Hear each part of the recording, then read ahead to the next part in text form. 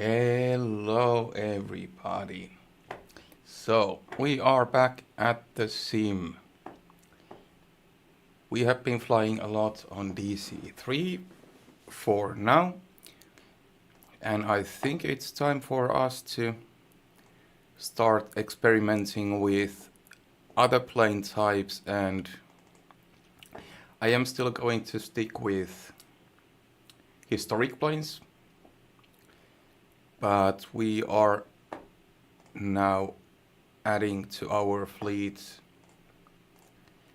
a new, a bit bigger version than we had before. And our newest addition is, I already revealed it in the post if you have seen it, and also in the cover photo, but our newest addition is Douglas DC-6. This is what we are going to start practicing next. And no, I'm not going to abandon DC-3. We will still be flying. We have plenty of historic routes for that one also, but also to have a bit of variety here on the channel of different planes. And since I'm not ready at all for jets, we will stay with the props. This add-on was built by let me get it right, PMDG. I could have, or maybe I should have, stayed with their original livery, but I wanted something completely blank without any logos, but they have done some very beautiful add-ons for the sim. Let's hope this one is as good as everything else, because these are also not exactly cheap, to be honest. I have done the startup procedure once, just to get a bit familiar with the cockpit layout and everything, and I tried one takeoff, but that's pretty much it. I have, if we end up taking a test flight, I have my handwritten notes, which probably only make sense to me, about takeoff power settings, climb powers, cruise profiles, and then also all the descent approach straight in power settings. So if we end up having a flight, we will definitely go for landing practice also. Bear in mind that I have never landed this plane, or actually not much anything else than I did with the Cessna. Few practices and then DC-3 after that. But let's hope DC-3 has taught us something about aeroplanes and we can figure out the logic in DC-6. So let's start exploring our aeroplane. I should probably make this checklist a bit bigger. This is by JD compile a checklist for us. I have also from the PMDG, they have made a full operational manual for this plane type, but it's 333 pages long, so I'm not very long with that yet. But let's start our pre-flight checklist and let's try to find all the knobs here. I have turned on the instrument names and all these, so we can actually see what instrument it is to actually operate it properly. So, parking brake. Parking brake is set. Landing gear lever is down. And then from our EFB,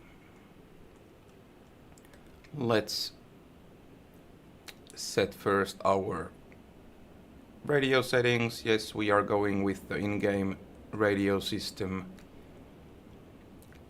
And we will have damage and failure off, but we will have realistic engine starts, realistic carb icing, and realistic autopilot engage. That's good for us. Then ramp manager, let's get our wheel chocks off, pitot covers off, engine oil pans out, mechanical stands out, and ground power unit can stay on. Front cabin exit, stairs away first, and stairs away from there. Main cabin exit, not yet.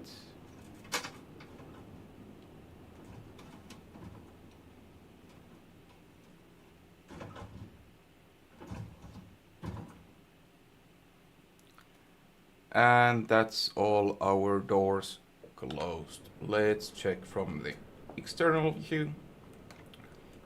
Everything is closed and everything is stowed. Then from EFB, load and fuel.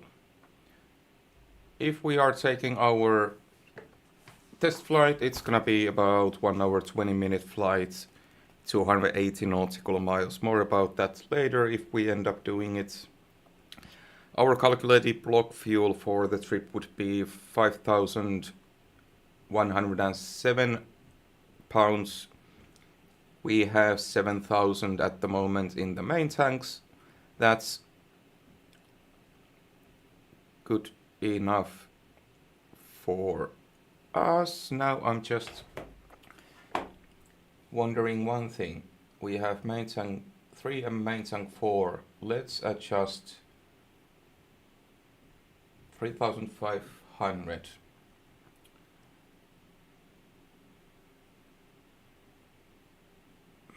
Let's put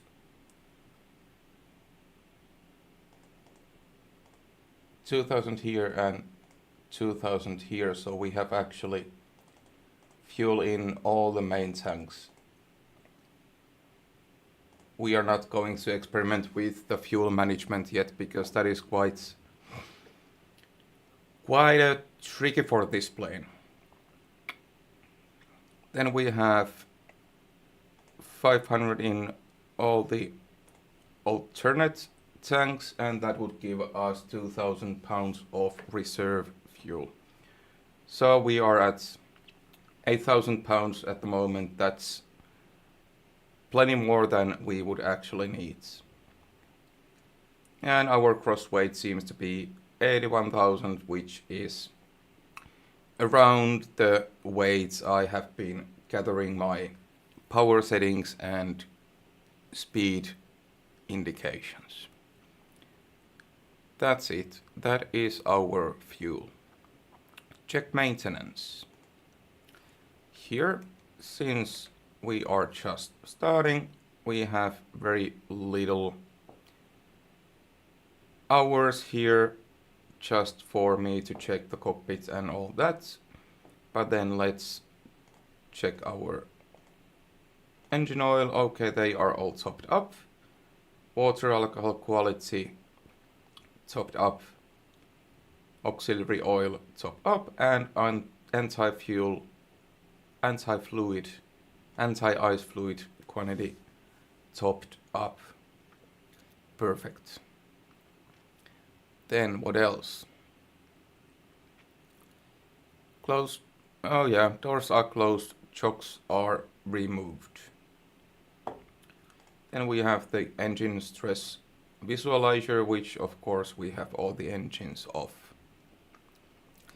Then circuit breaker panel should be behind us. And this is quite amazing from this build that they have actually given us full circuit breaker board with functionable knobs.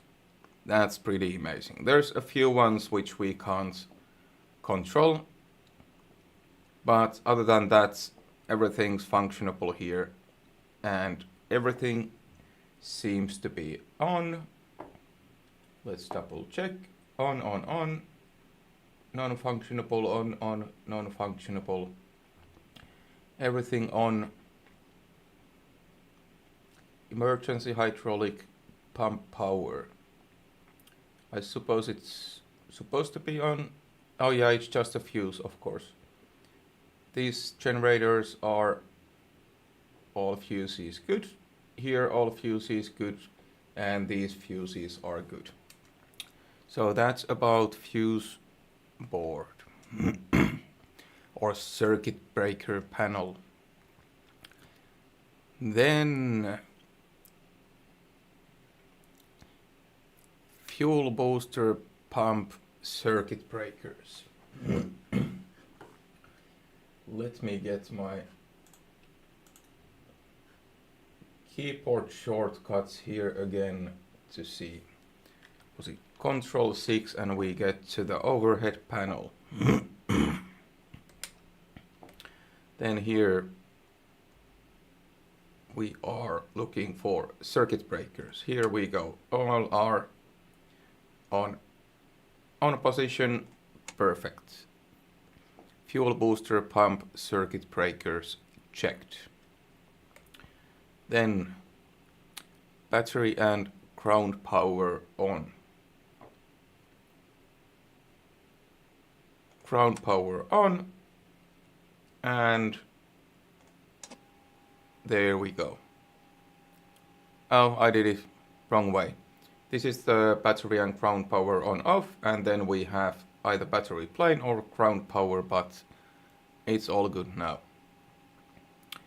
Then position, fuselage, cockpit and flight compartment lights as required.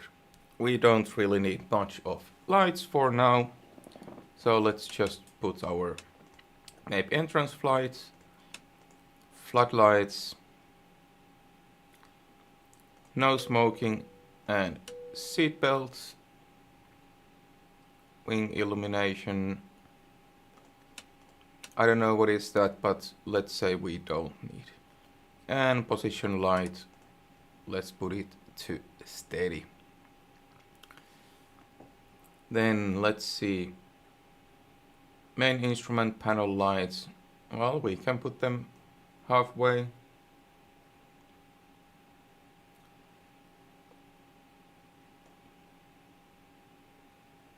That's the upper instrument panel.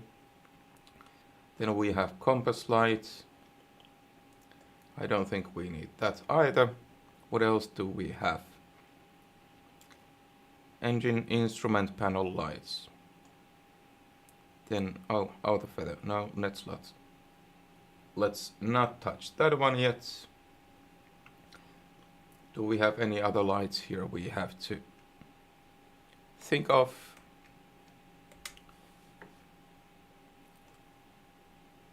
Cockpit floodlights, radio backlighting. I think that's all the lights we have here. Yeah. Looks like that's all the lights for now. What is this? Emergency exit lights.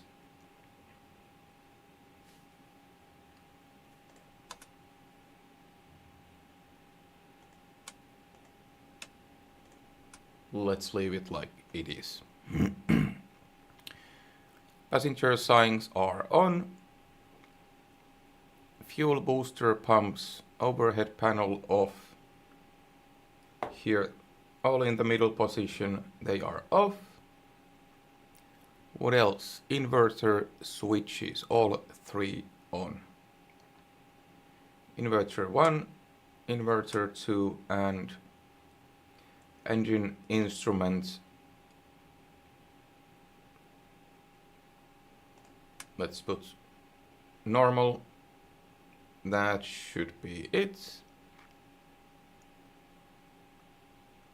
Then voltage regulator overheat. What? Oh, voltage regulator overheat warning light. Here, that is off. Generators can go on. Should be here. Yes. 3 and 4.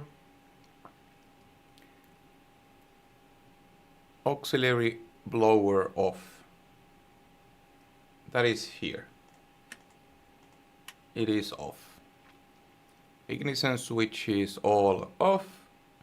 All are off. Water alcohol injection pumps off. They are somewhere. Oh yeah, alternate fuel tank booster pumps also off.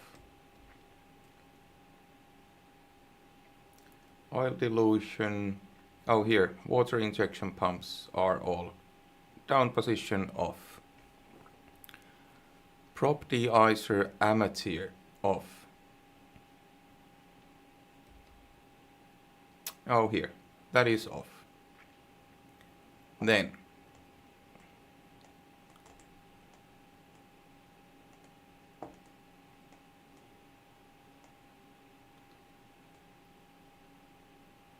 cabin pressurization.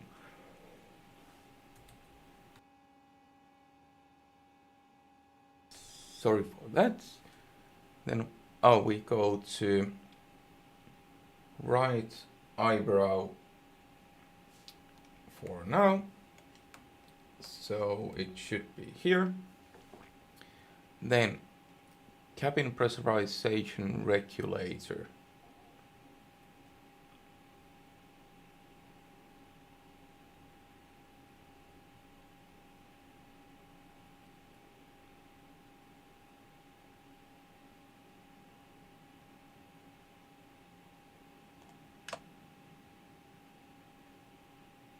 Cabin pressure automatic. Voltmeters. Cooling turbine.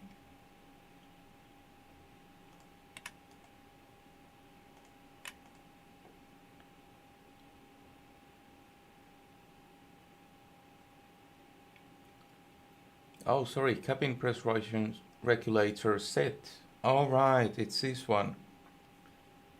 Start marker and hand. So let's say if we take a flight, we go to 11,000 feet.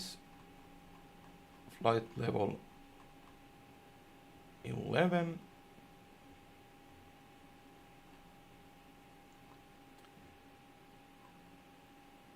And that is 11,000 feet. Cruising altitude and cabin pressure around. Let me get a better view of this so I can. Well, that didn't help much.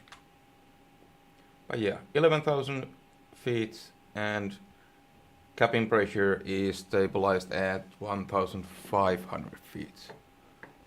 Fair enough. Next, cabin altimeter. 29.902. That is set. It's also inoperative, but it is perfect. Then cabin pressure manual control door. Oh, it was this one.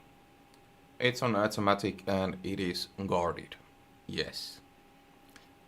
Door warning lights off.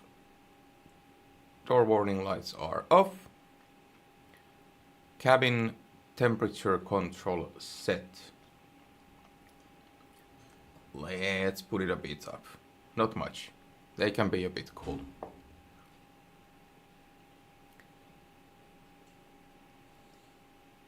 Then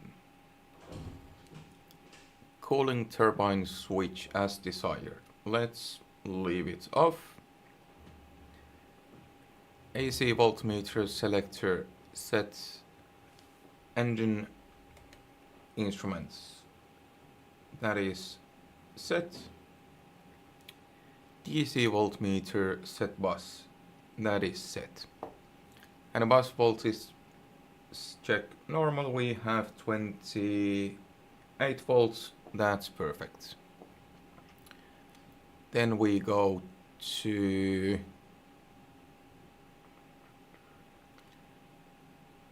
center eyebrow, and that would be control 9.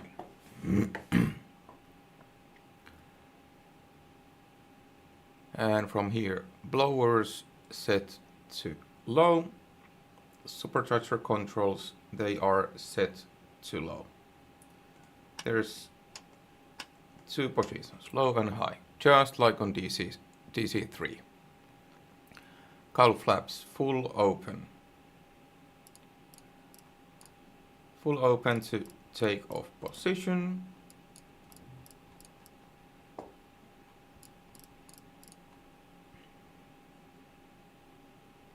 Somehow it shows that takeoff would be 3 degrees, but we'll keep them fully open since our checklist says so. Landing light switches retracted and off. Off and retracted. Yes. Then anti-icing fluid quantity. Anti-icing fluid full. Oil quantity full. Auxiliary full. Oil full. And full. Hydraulic fluid quantity. Hydraulic reservoir full. Water alcohol quantity full and full. And fuel quantity, we have 2000, 2000, 2000, 2000. And where is our reserve here? 500 in each tanks. Perfect. Just what we wanted. Then we go to left eyebrow. This is actually a lot more logically built than what I initially thought. This actually makes quite a lot of sense where all the switches and gauges are all in one panel which has something to do with each other. From here we check heater fuel X feed switch normal. Heater fuel crossfeed normal, yes. Heater fuel and ignition selector switch system 1 down. Yes, system 1 all are down. Heater ignition selector switch is on dual, which is down. Yes, dual injection down. Then cabin heater master switch goes on.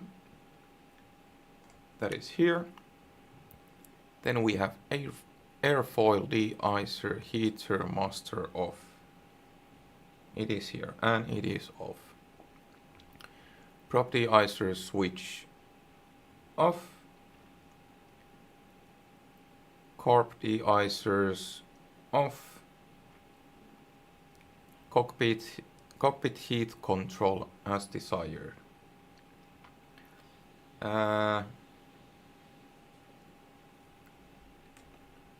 that is here.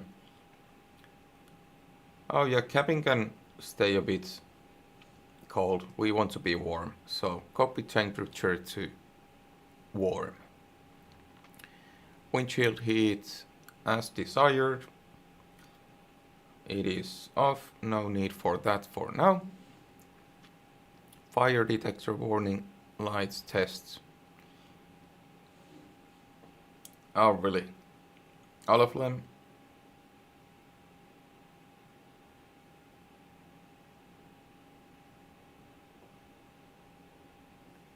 They are loud.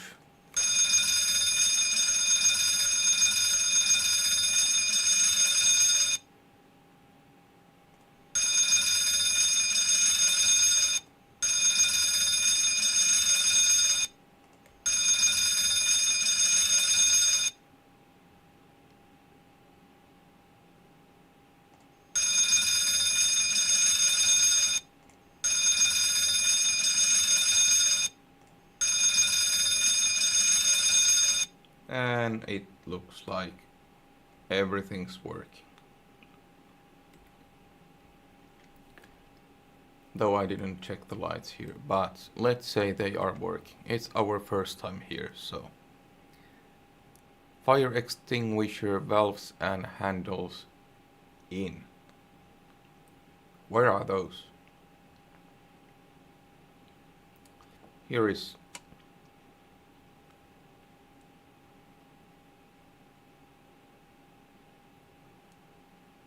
Okay, I'm not going to touch these so I don't do anything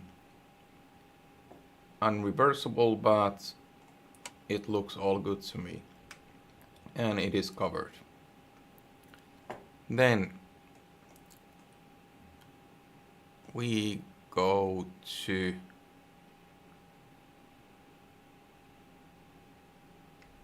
pedestal here and hydraulic system bypass lever on and down. Is it? Yeah, it is this one. Auxiliary hydraulic pump on guard and on. Auxiliary hydraulic pump valve lever between, oh yeah, it's this one. On brake system, yes. Hydraulic system pressure and emergency air brake pressure, they are actually within the first officer. We just need to find them.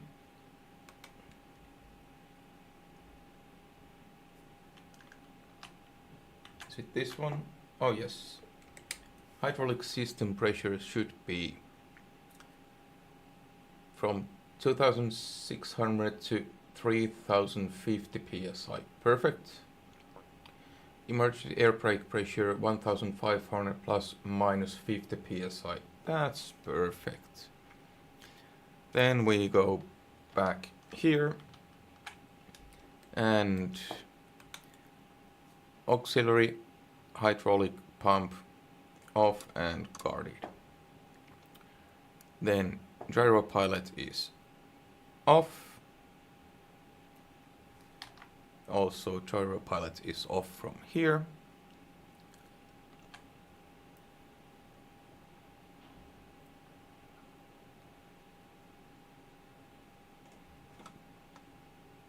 Wait. Autopilot servos disconnected. Okay, so we keep this as off. Then carb heat levers are cold.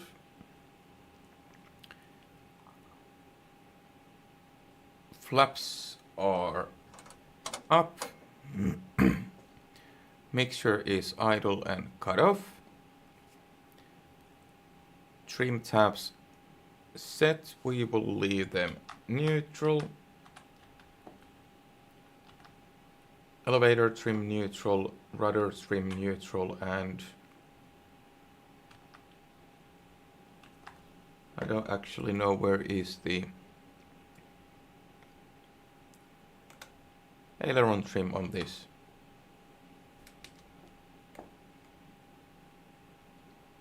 Any idea? That's for rudder. That's for elevator.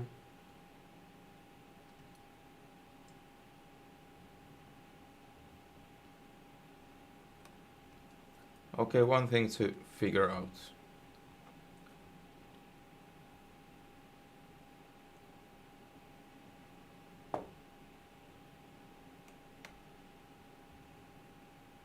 Well, I can't find it right now.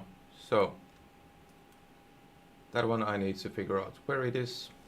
Then next, fuel tank selectors to main tank. Let's see, was it control 3? Yes. Full forward, all on main tanks.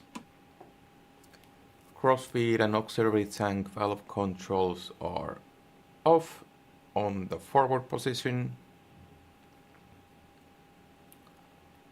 Propeller master RPM to high RPM.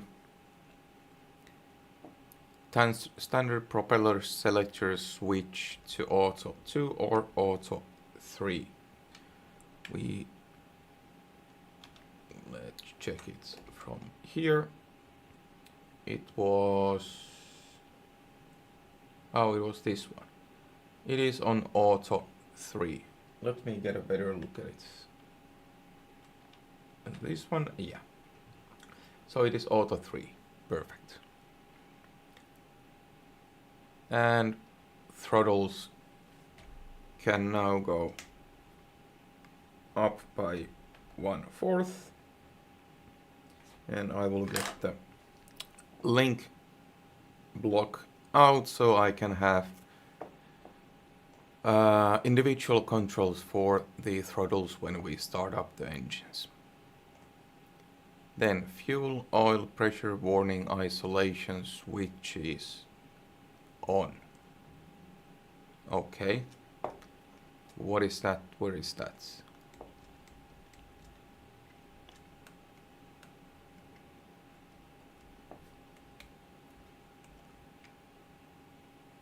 Oh, these ones. Let me move there so we can actually see what they say. So engine fuel and oil pressure warning isolation switches are on. Yes. And landing gear indicator, we have 3 green and no red ones. That is complete for this one. Let's go for next page.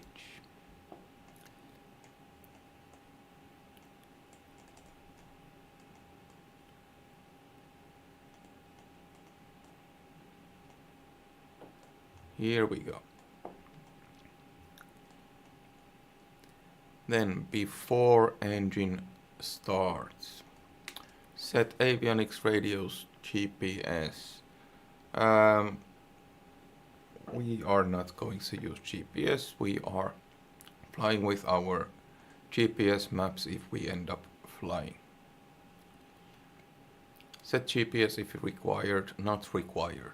Transponder.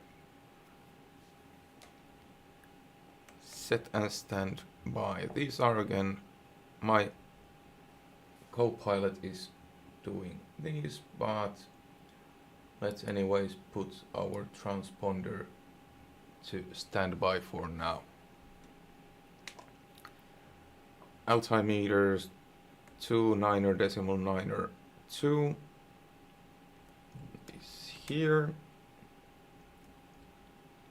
So should be slightly less. There we go. Let's see, our elevation at the moment is 11 feet, so we can actually go way much down. There we go. Now it's 2.9.2. Clocks looks about right to me. It is 10 past. No.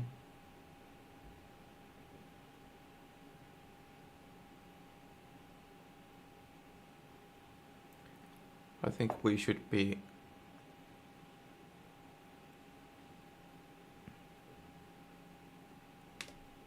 well, clock is what it is. Then beacon on. It was again in the overhead panel. Let's see. Probably where our lights were. There we go.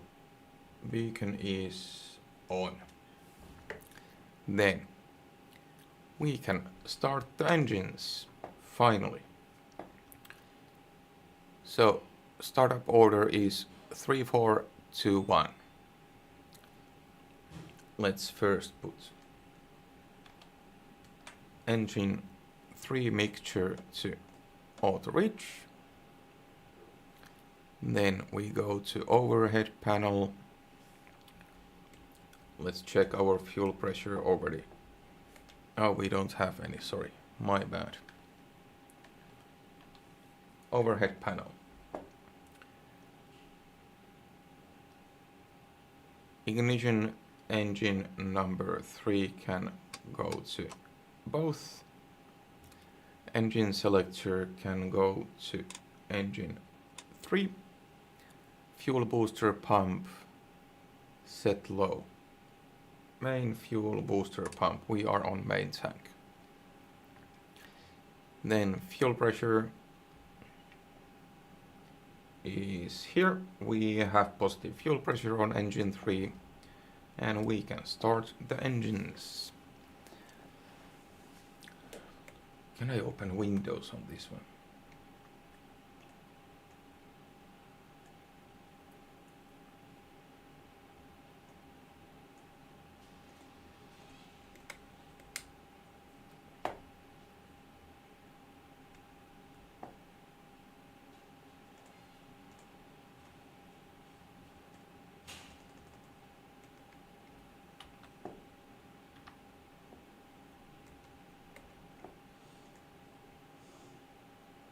Okay, I guess I can't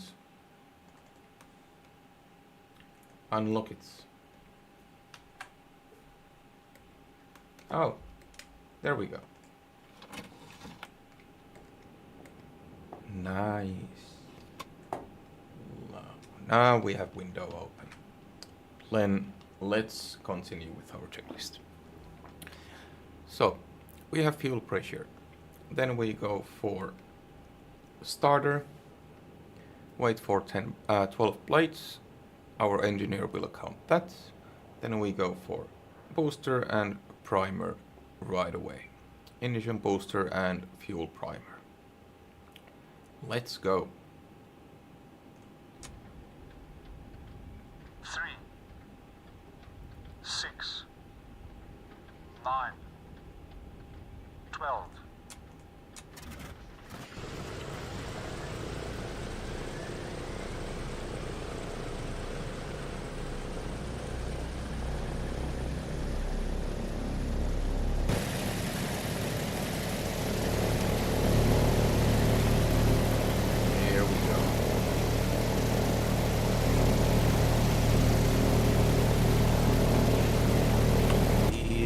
Engine number 3 running.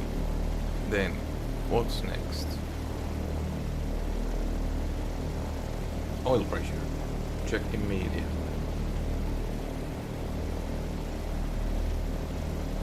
Oil pressure should be, well, it is there. I don't have any indication what it should be, but we do have oil pressure. So if it says in the checklist that if no oil pressure is indicating, after 30 seconds shut down the engine and let it be checked. We do. Then let's adjust our engine number 3 throttle to 1000 RPM.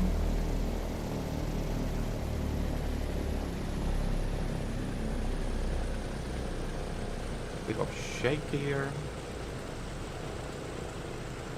There is a little area between, I think, 1200 to 1500 RPMs, which should not be used for longer periods. It gets very, very shaky for the airframe. Then we check.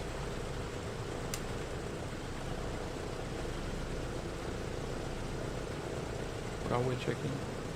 Booster is, yes, booster is neutral, primer is neutral.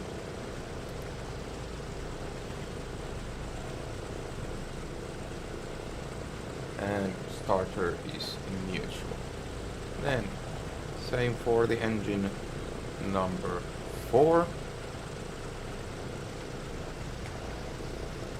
Let's go mixture on reach. Then we will need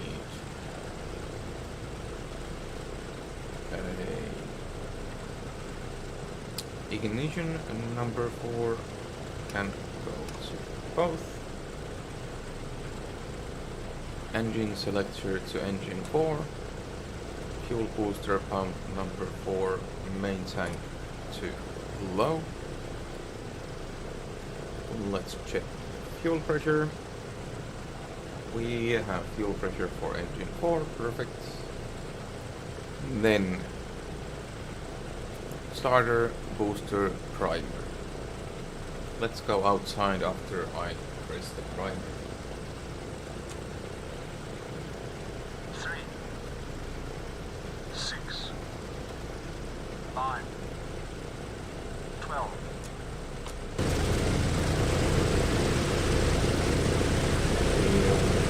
So nice.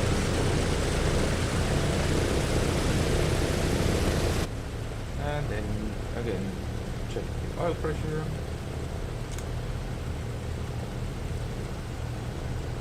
It is climbing.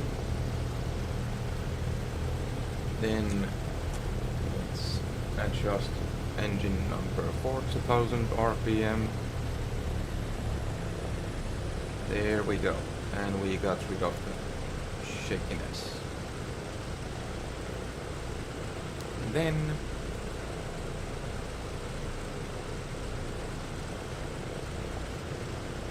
starter, booster and primer all neutral. Then engine number 2. This is a bit more work than on DC-3, I have to say. And again, ignition engine number 2 to both.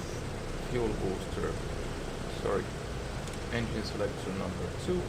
Fuel booster pump low. Let's check fuel pressure. Engine number 2 has a nice fuel pressure, and let's start the engine. 3, 6, 9, 12. And engine number 2 is running. Oil pressure is nice. And let's adjust our RPMs on the 2 other engines a bit to get stable, and adjust engine number 2 to 1000 RPM.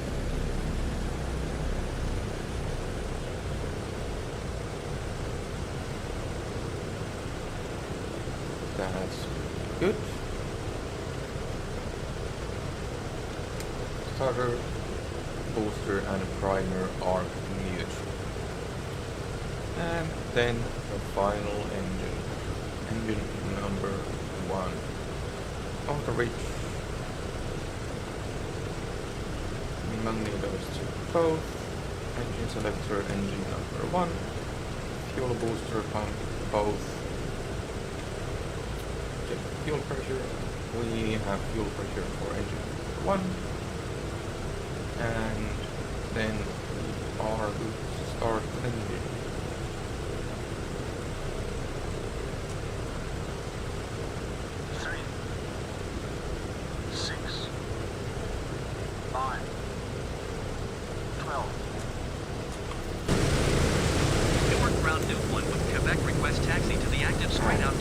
Have 4 engines running. I'm not sure how much you can hear me over there, but So, Taxi to and hold short runway 421. let's check. Oil pressure looking good, and let's reduce our RPM.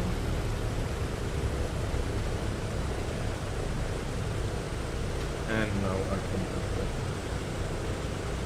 the link block here.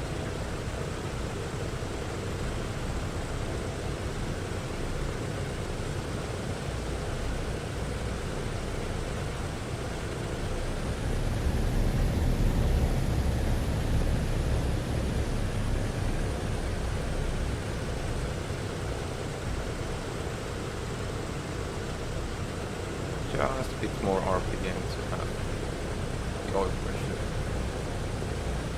warning light out. And then what next? After engine start, fuel booster comes off. Off. Off. Off. Off. Off. Engine selector off. Battery selector. Plain battery. Battery selector. Plain battery.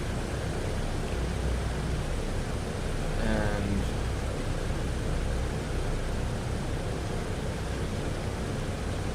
okay, now it says I have to go here to B. Our ground power unit out. And let's also turn this on power off.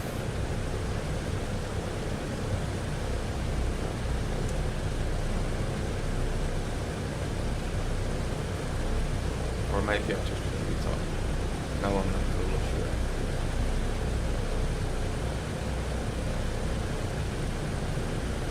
I'll leave it on because we don't actually have this one in the checklist, because it's kind of gonna be saying battery and ground power on. So if I turn it off, does it mean that it turns the batteries off also? Anyways, let's leave it as it is because we are now following the checklist. Let's close the window. It's a bit noisy here. There we go.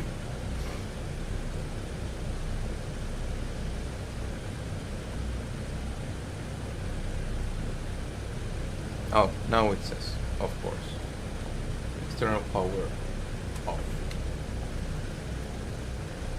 Hydraulic system pressure, front office, first office. Let's check our pressure here. 2,600 to 3,050 psi. Perfect. Then we can get our valve flaps open. No, sorry. Yeah, valve flaps are fully open. Gust lock.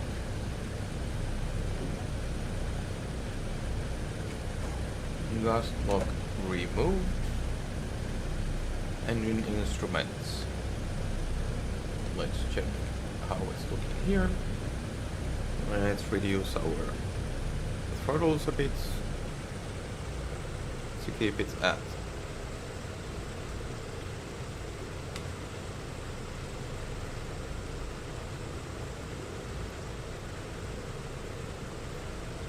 What's happened there?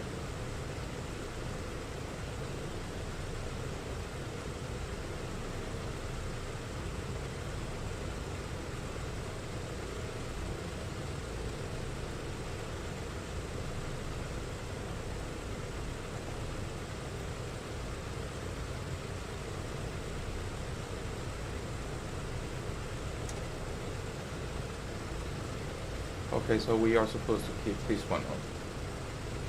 Fair enough. Now I know. Okay, so ground power unit is only from the EFD.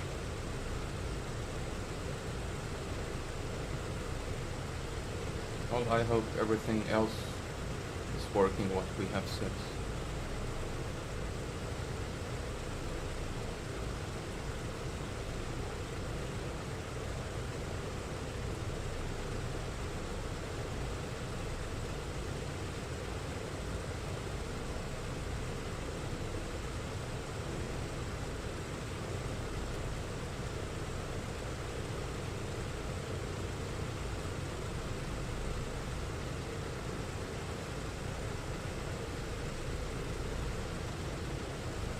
Just fiddling with the radios.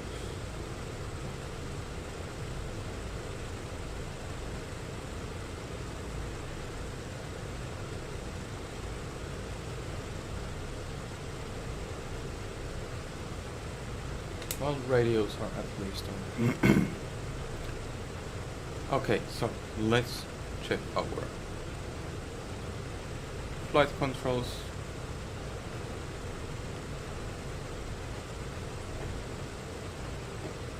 Full and free.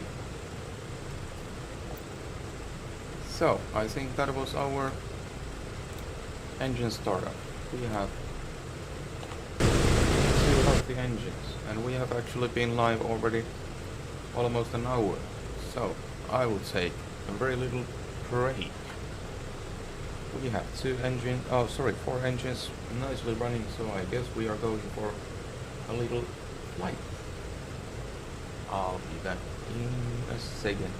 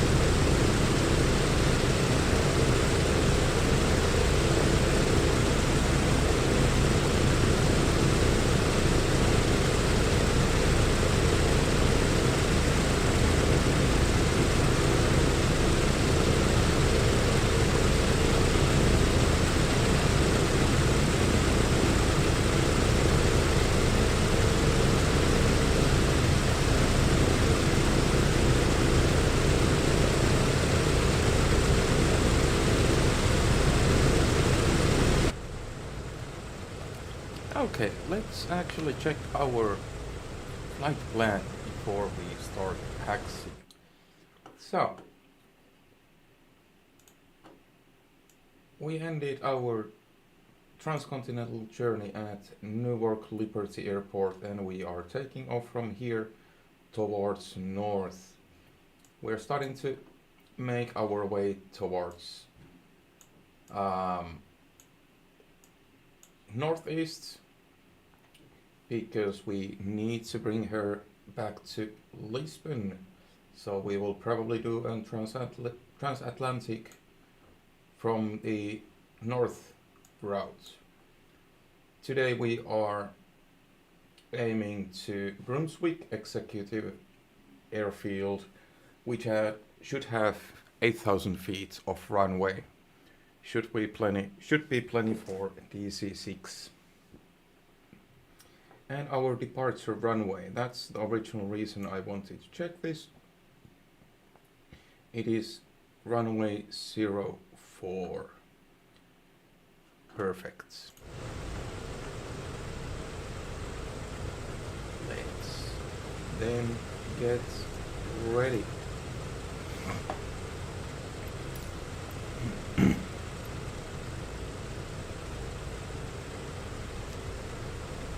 Okay, taxi and hold short runway 4. Let's do that. Except let me check the map. So we are taking off to north, we are heading south.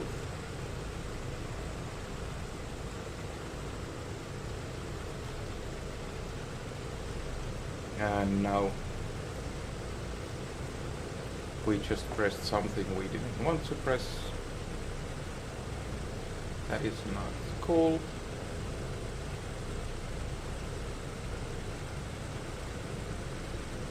What did we press?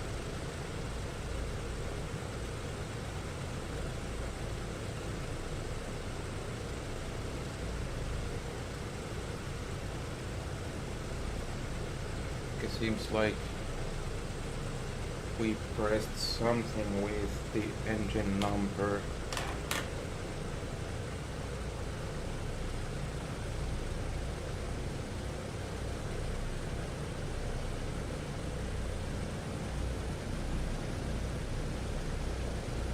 So engine number 4 we did something, I have no idea what.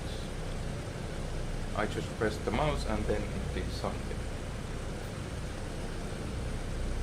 God.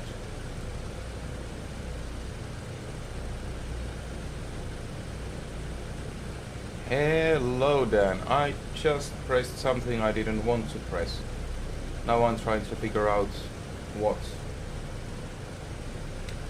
I killed the engine number 4 accidentally. And I have no idea what I have done.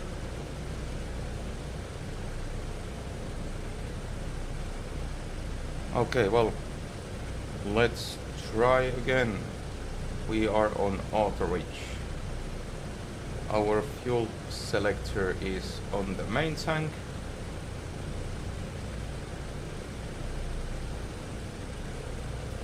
Ignition is on both. Engine selector to 4. Cowl flaps fully open. Fuel booster pump to low. And let's try if we can get her started again. I don't know what happened there. 3, 6, 9. 9, 12.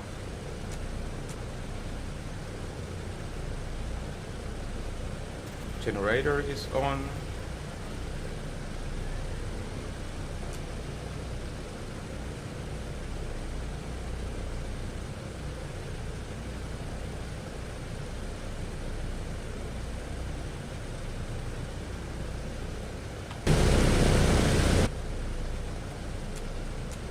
Huh. That's interesting.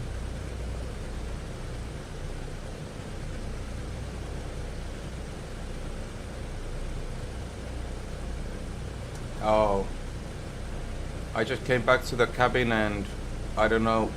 I was clicking somewhere here on the window. It engaged the whatever fire extinguisher thing. Let's try again. Can we get anything happening here? We do have fuel pressure, so that's good. Fuel booster pump is low. Magnetos both. Engine selector 4. Let's try again. 3, 6, 9, 12.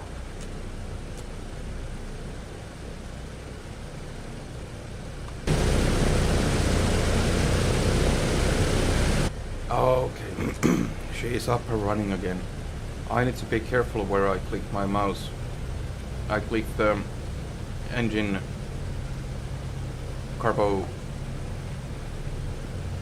whatever the engine fire extinguisher.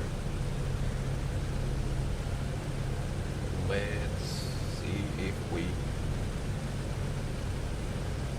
can keep her now running. Well, it is the first time with this plane, so bear with me. Then let's go to 1000 RPM. So now we have 4 engines again. So what I was saying that we need to taxi here all the way down and then take off this plane. Perfect. Yeah, they are nice engines, and I am actually... We will see how it goes when we are flying and everything, but with all the tutorials they are talking more about, because for example for approach and landing and everything we have manifold pressure, then we have RPMs with the props, but then we have the BMEP, which should be what we are concentrating on.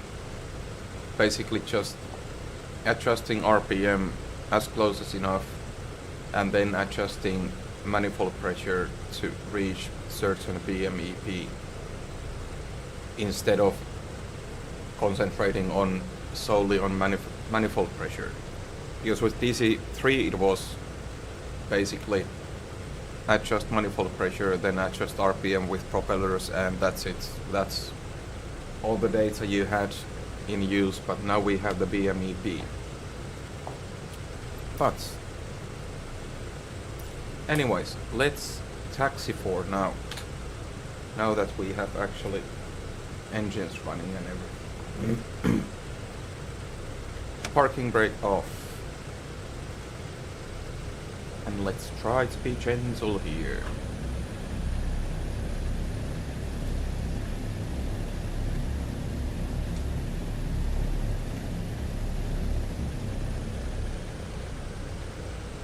Oh, do I need to use asymmetric thrust to get these taxiing? Seems to be very slow in turning.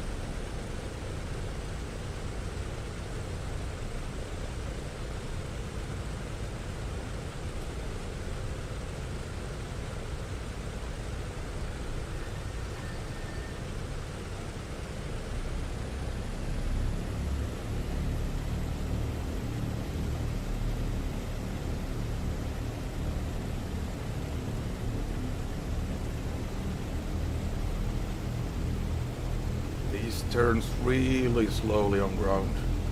Jesus.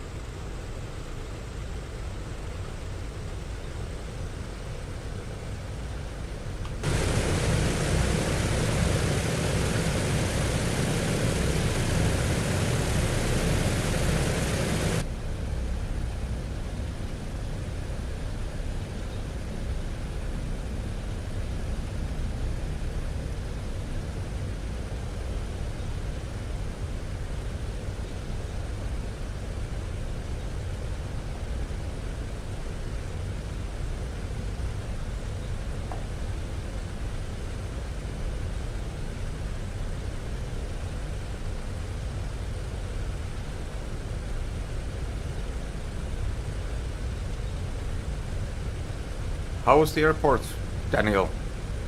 Did you get the heavy gusts?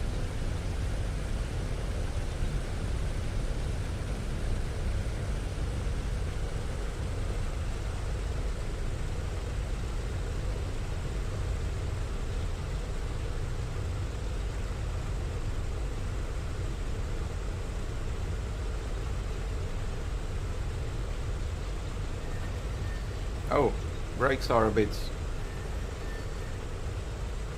aggressive.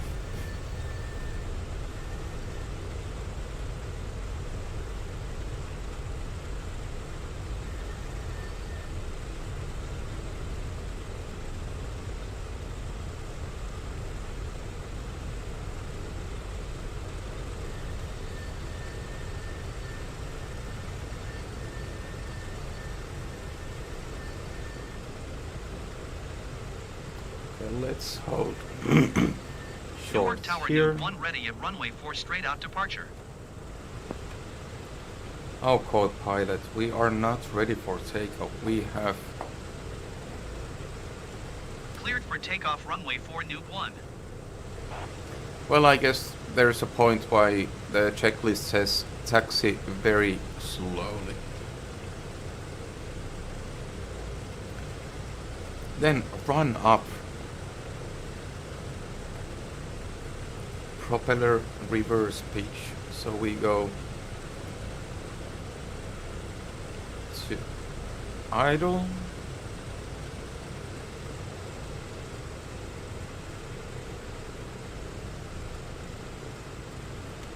And then reverse thrusts. And we have reverse thrust engaged.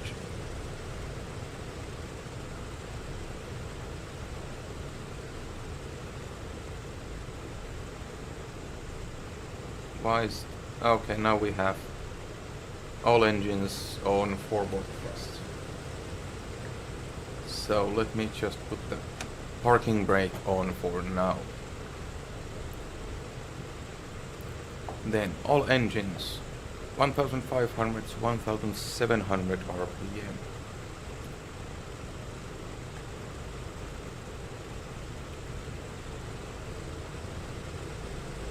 Go clearly over 1500 to get rid of the shakiness.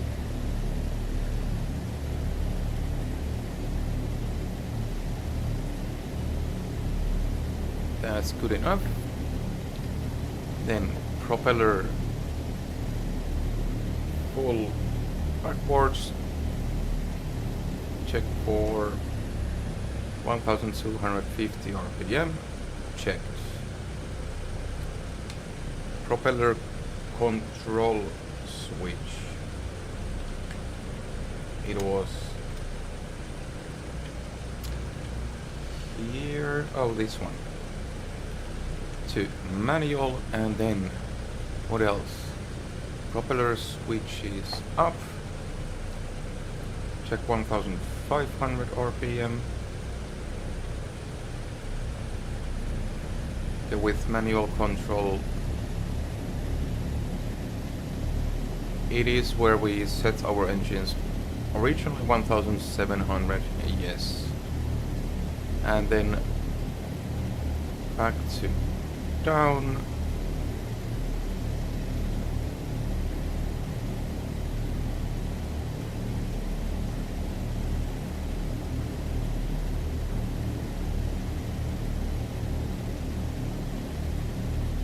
Okay, that is not doing anything.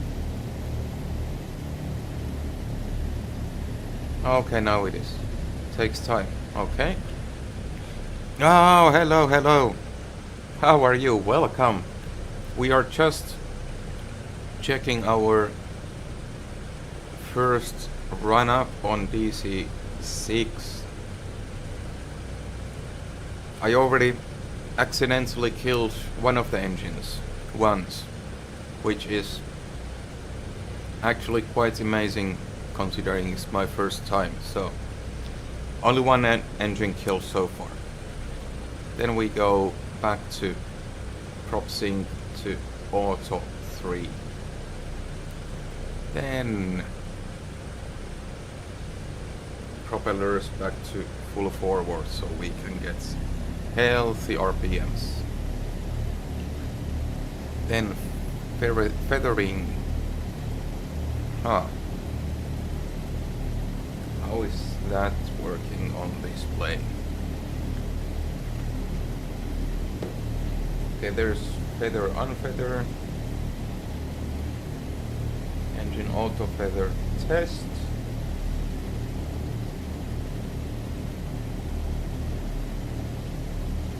Then we have auto feathering. Okay, let's see what happens. Feather. We have RPM drop and defeather.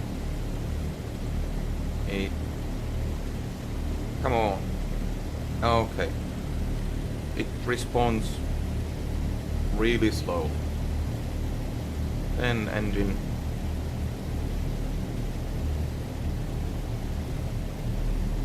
Number 2. Yes, working, and back up.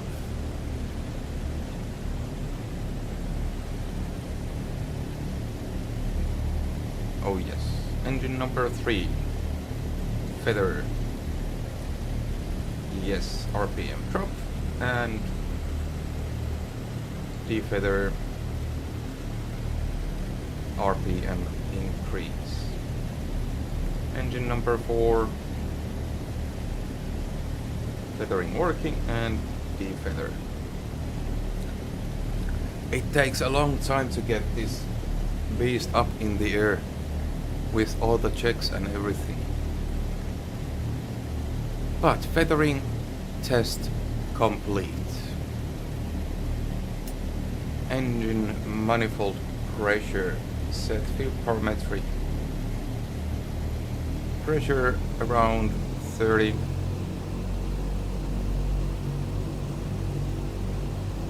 And check for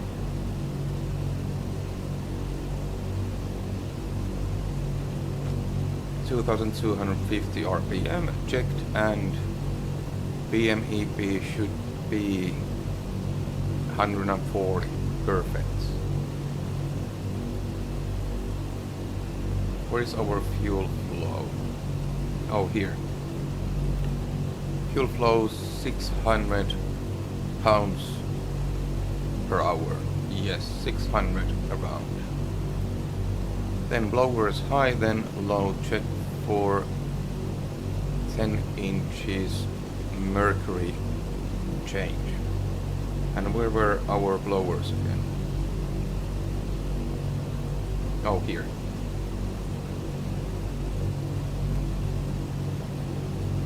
So we are at 30.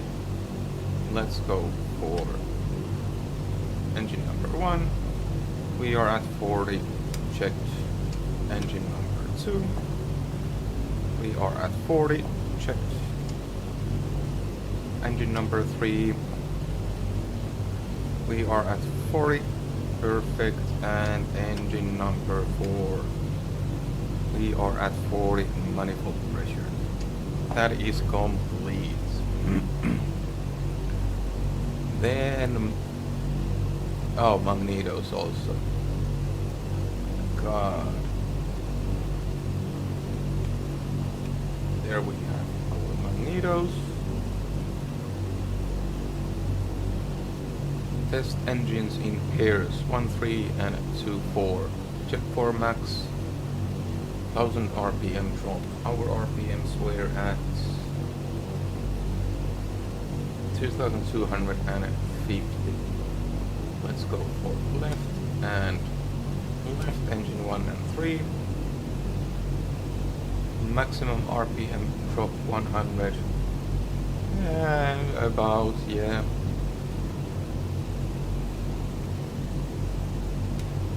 Then back to both, and engine number 2 and engine number 4. Yeah, we have RPM drop. Let's say it's maximum 100. Back to both. And magneto to right, engine 1 and 3. We have RPM drop, back to both, and engine number 2 and 4. We have RPM drop, back to both. Great, magnetos tested. Then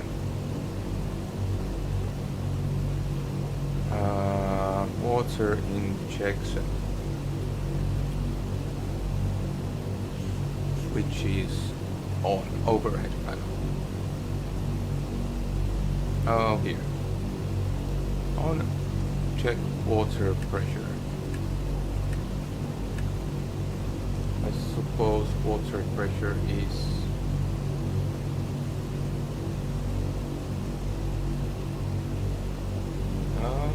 these are quantities.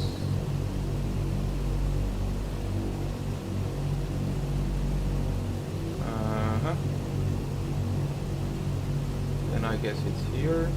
Fuel pressure, oil temp, or water pressure here. Oh yes, we have pressure there. Then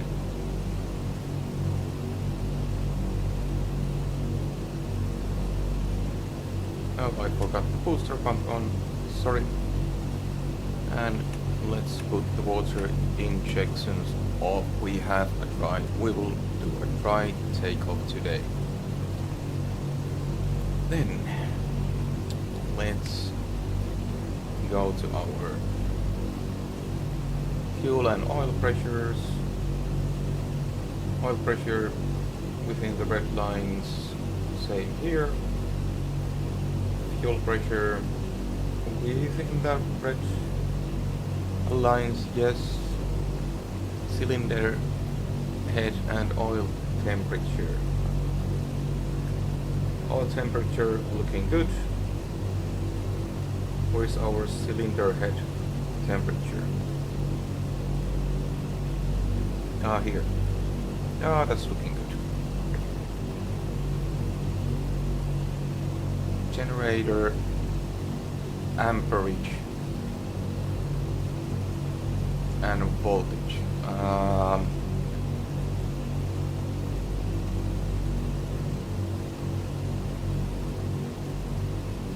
Where is that?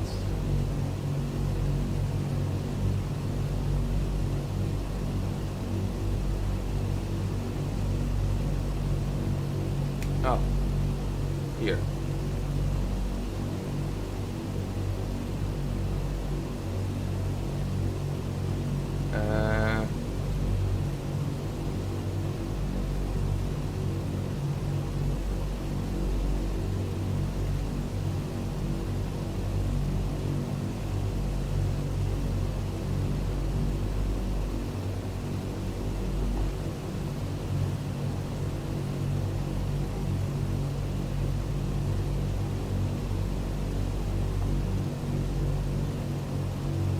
Yeah, volts.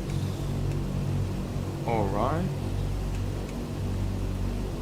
Why is it not showing any amperage?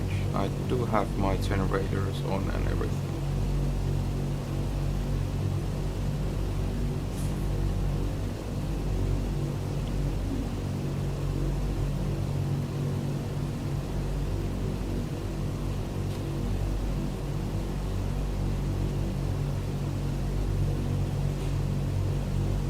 Well, I hope that doesn't cause us problems later.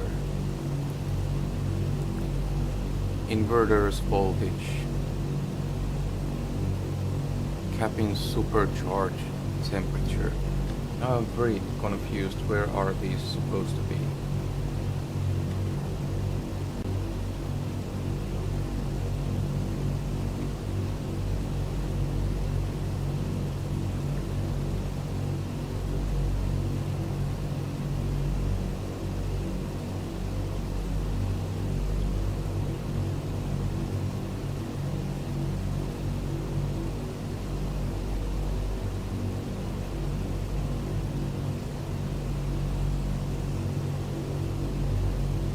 Well, the voltage is good, okay. I will ignore the amperage thing for now.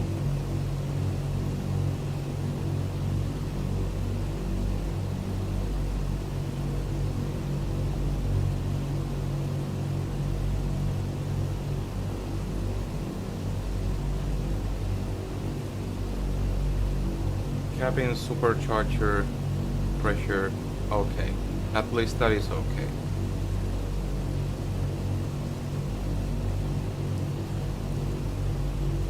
Okay, let's forget the rest for now. And then pitot and air scoop heater amperage.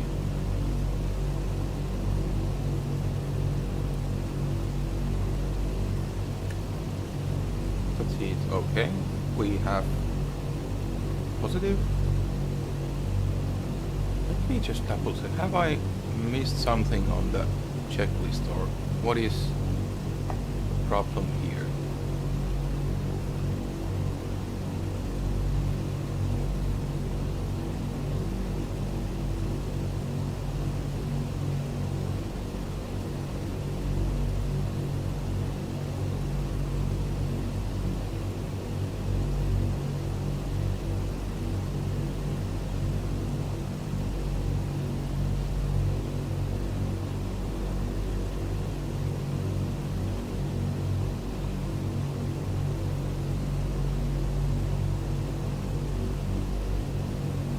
Now I'm getting a bit confused.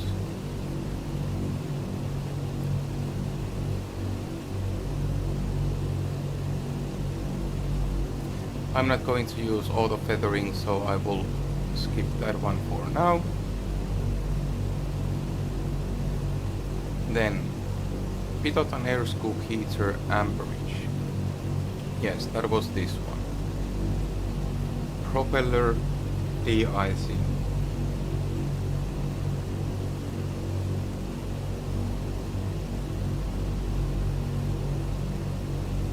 Again, good question. Where is that?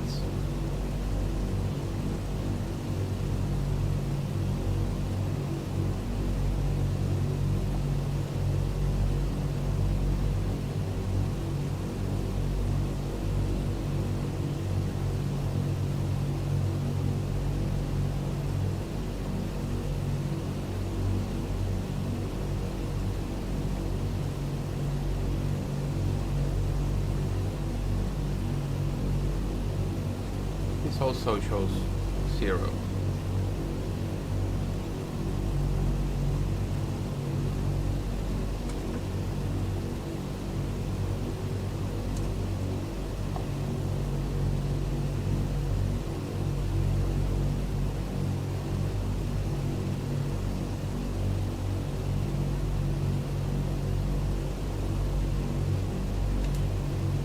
Well, let's see what happens.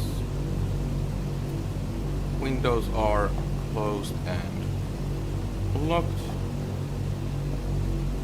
Yes.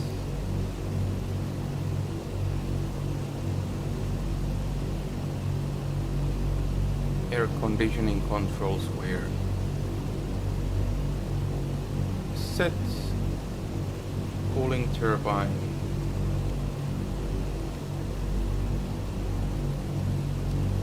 normal.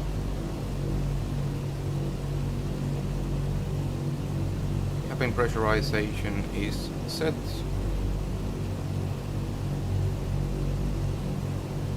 Superchargers are low. Cowl flaps at 43 open.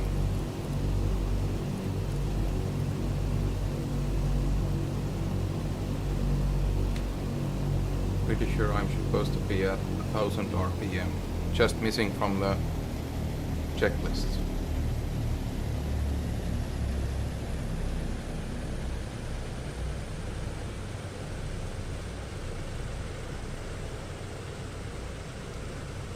There we are. Landing lights extended and on. pitot heat.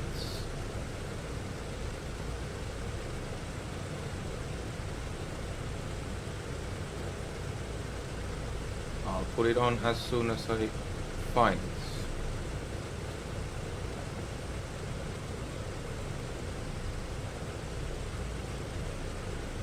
Oh yes, here is the pitot heat. It is on.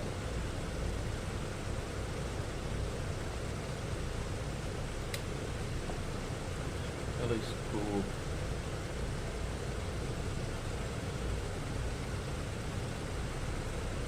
Well,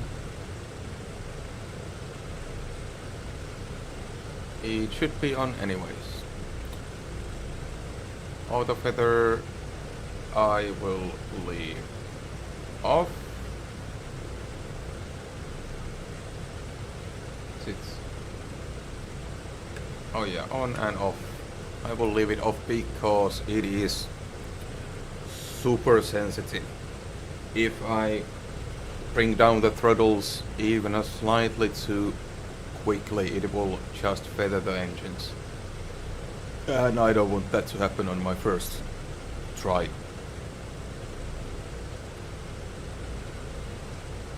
Cabin instruments and radio inverters. This one I have no idea for now. Let's say fuel booster pumps can go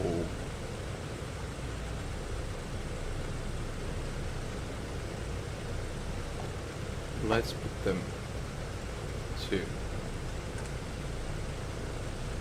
low position for takeoff.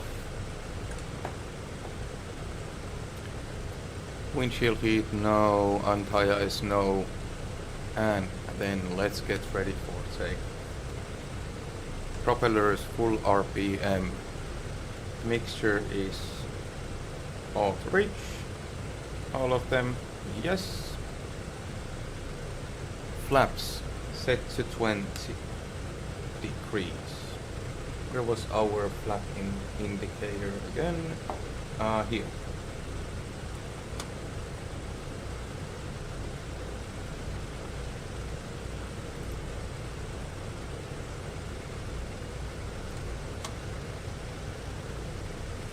And 20 degrees. There we go.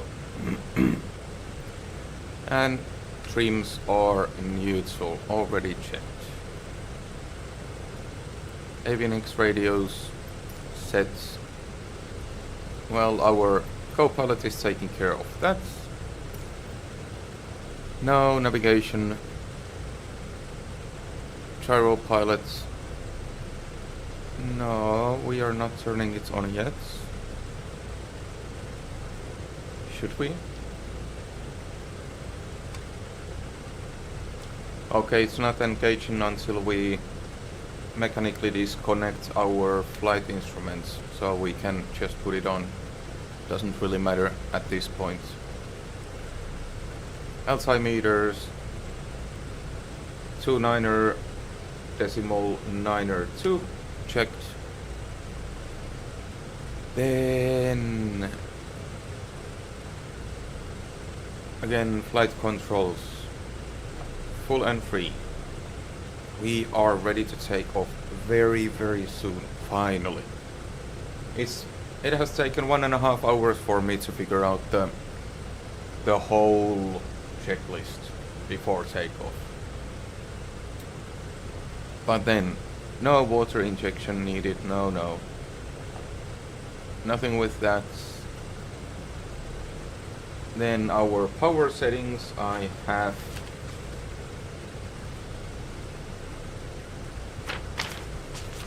here for takeoff, middle, climb and cruise. Our V2 and rotate should be about 107 knots.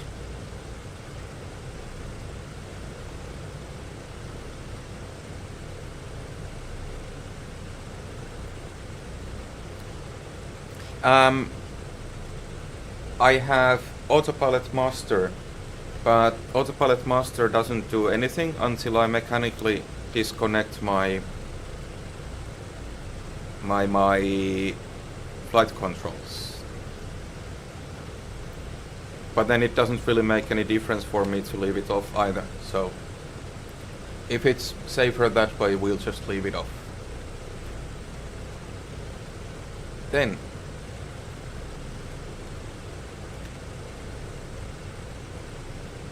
transponder on. This one I have no idea yet what I'm supposed to do with it, so we just leave it as it is. So our V2 and rotate 107 knots. Then at 125 knots, 130 knots, flaps up, we can keep our takeoff power for maximum 2 minutes. By that time we should have 140 knots. We reduce our power a bit. Then when we reach 165 knots, we reduce to our final climb power.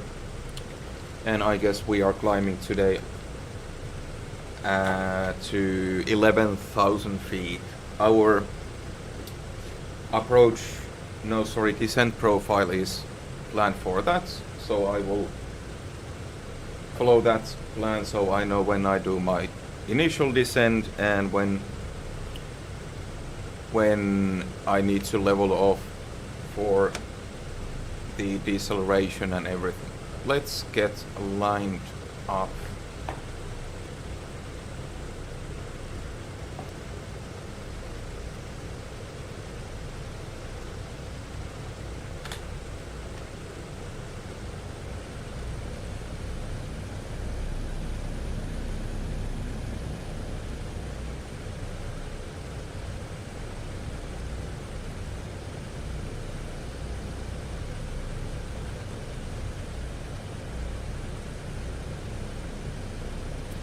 Very, very gently.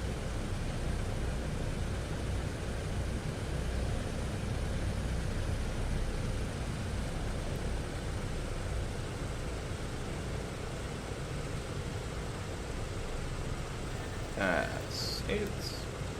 So, for takeoff we set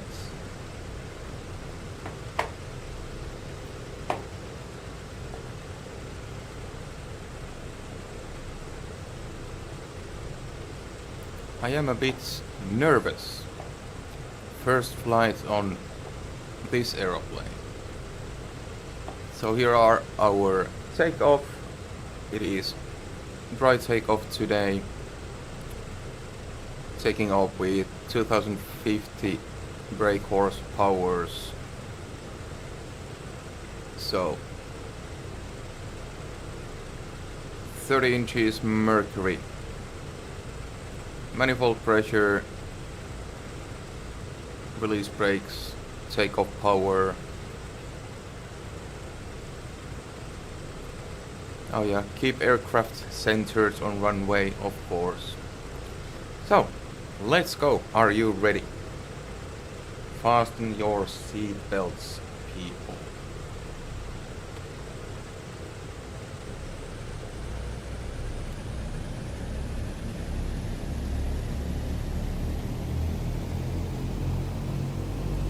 Oh, our takeoff was 55 manifold pressure and 2700 RPM.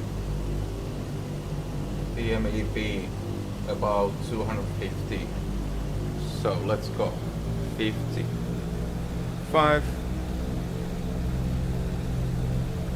We have 2700-ish RPM, slightly more, but it's okay. Let me start my timer for 2 minutes. 80 miles, knots. 100 knots. 110 knots. Slowly raising the nose. Positive climb. Gear up.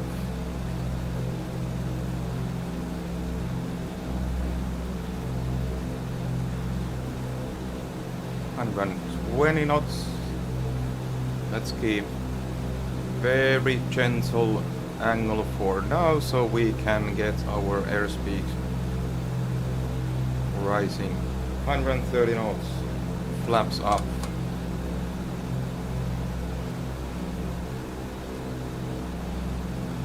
140 knots.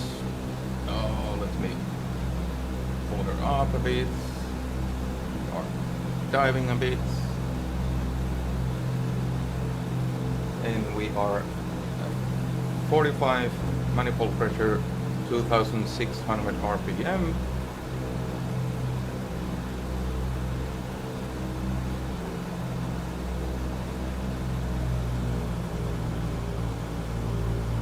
There we go.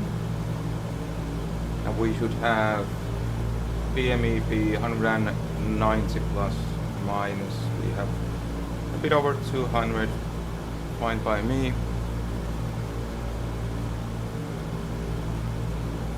And climb power at 165 knots. Newark That Tower would New be 1 frequency 38 change. inches mercury Philadelphia and approach New 1 is type 5 miles 2400 northeast of Newark, RPM. 800 feet. Request clearance to 38. transition Bravo airspace. And 2400 Squawk RPM for 0447 the New 1. climb. Okay, that was our first takeoff on DC-6.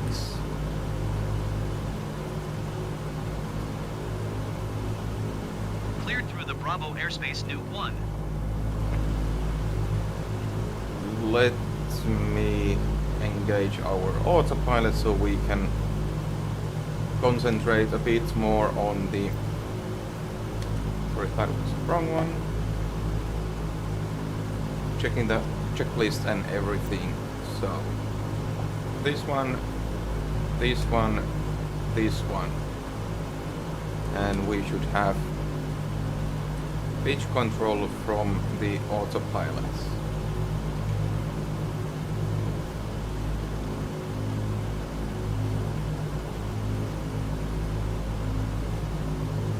Let's climb about 800 feet per minute.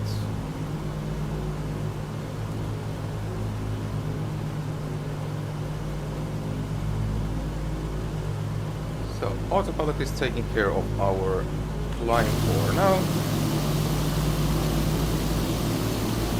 Oh, I pressed the wrong button, sorry. Landing gear up.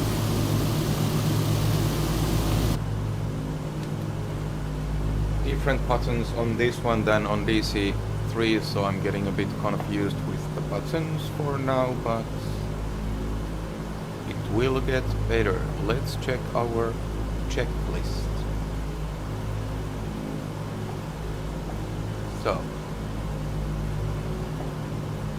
take off and initial climb. Let me check we don't... Oh yes, we had parking brake on. That's what I pressed when I thought that I took the gear up. Landing gear is up. We are set at 38 inches manifold pressure and 2400 RPM. Perfect. Then cruise climb. Autopilot if desired. Flaps are 124.55 New Let's 1. double check. Goodbye. Flaps are up. Potomac approach New 1 2,600 feet. Here is up. Landing lights off and retracted. And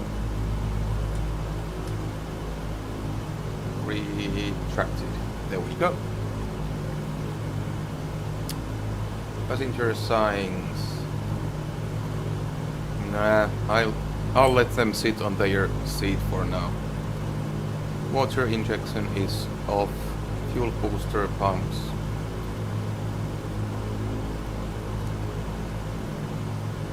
Okay, we will leave them on because they were on for the takeoff, and we will climb over 10,000 feet, so we will for now leave them on. Auto feather is off. No anti-icing, at least for now. Blind power is set. Use throttle to maintain PMDG, which should be 177. Oh yeah, we have lost some power now that we are climbing, of course. So back to 38 inches and our BMEP looks perfect. Mixture auto reach. Cowl flaps can stay at 4 degrees for now. Cylinder head temperature. Let's check that one. It was here. Optimum 200 Celsius. Then I guess I will adjust the cowl flaps a bit. Let's go for 2 degrees open and see how it affects our cylinder head temperature. And we get it up a bit. Oh, that looks better. Then carpet. No. Oh, carb air. It's below 0. Then I guess we will need them. Let's say Going to 126.4 Newt 1. let's put Approach Newt 1 5,200 feet. 15%. I don't know.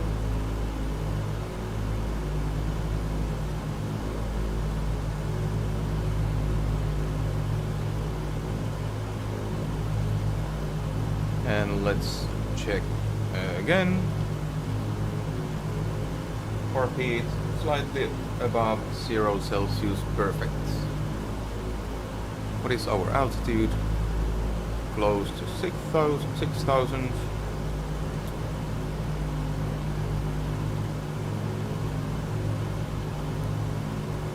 Then cabin things, yeah. And we are not going to critical altitude of 12,000 feet, so no need for those. Gyro pilot is beautifully keeping our heading. Let's check the right eyebrow panel for cabin.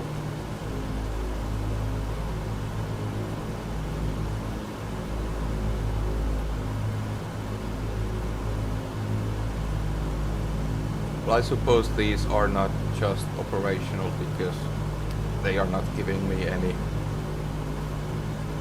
indications. And by the way, we do have amperage. I didn't see that earlier, but there's something in there. Anyways, we are now climbing to 11,000 feet where we will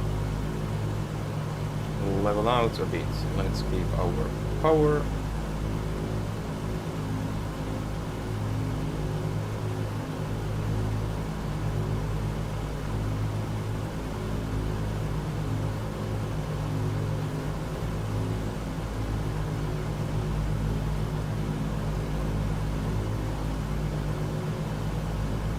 And we are keeping 165 knots about as an airspeed. Ground speed 182 knots.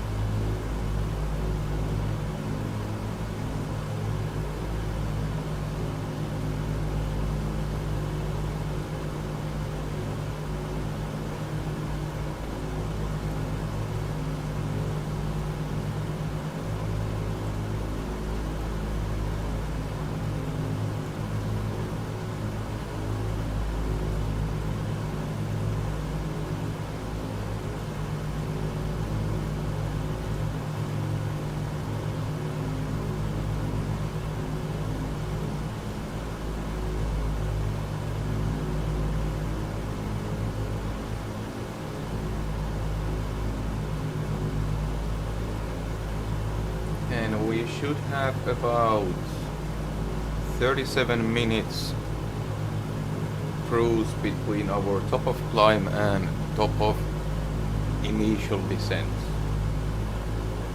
So let's get to 11,000 and level off and get our cruise settings.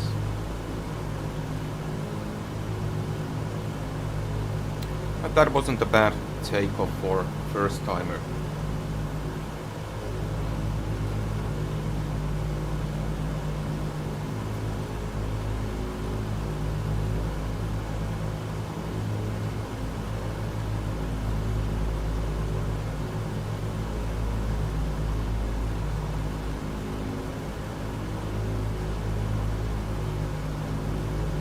So we have nice oil pressure, nice fuel pressure. Let's check the temperatures. Maybe a bit more carb heating. Other than that, oil pressure looking good, and now our cylinder head temperature is around 200 Celsius, which we want. Let's go for 25% carb heat, so we don't get icing in the carbs. So we are keeping it slightly above 0 Celsius.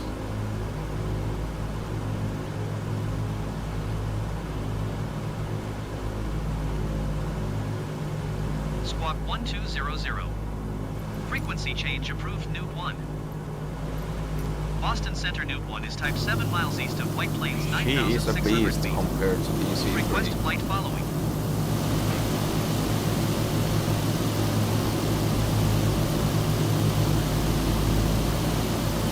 Squawk 2402 Newt 1.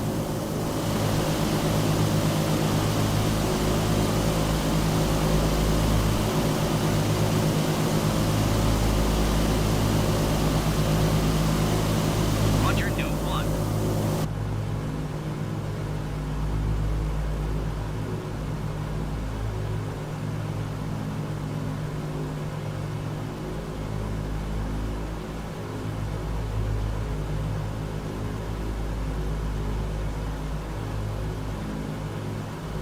Okay, what is our cruise hour settings? RPM to 2200.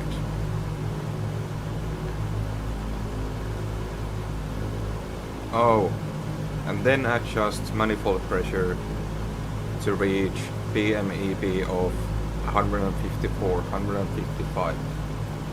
Right. And that would keep us at 190 knots indicated airspeed. Let's see. Oh, let's level here. Altitude hold.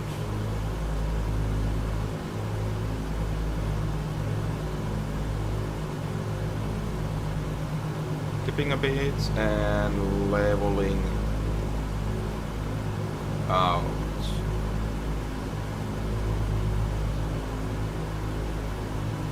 Let's see how well the altitude hold actually works. But for now, RPM to 2200.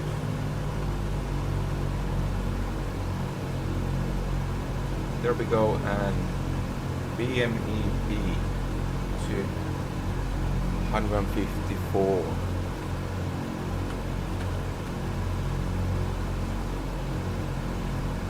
Wait, 160, 70, 80, yeah.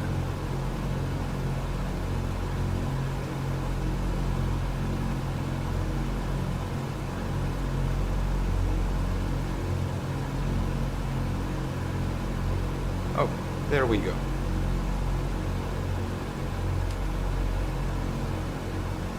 And we are having around 190 knots airspeed. Really nice. 230 knots ground speed.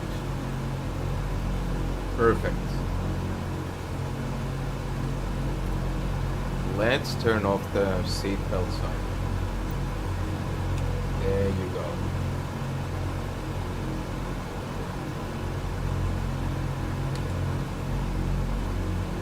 So I definitely need to watch some tutorials again.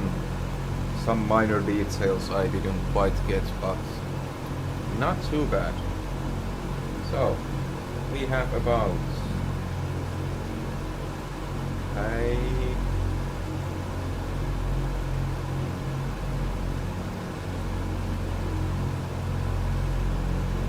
135 nautical miles, about 35 minutes until our top of descent. Oh, our co-pilot has been playing with the transponder. That's good.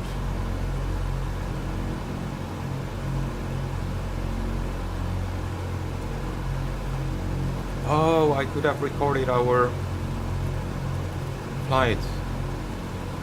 Well, I didn't know this one. We could see how many nautical miles we have done, how many minutes we have been airborne. Okay, good to know for the next time. And by the way, 200 knots, 234 knots ground speed. I will take a quick break here. I've been live already 2 hours and we are just reach our cruising altitude. So I'll take a quick break. We'll be back soon.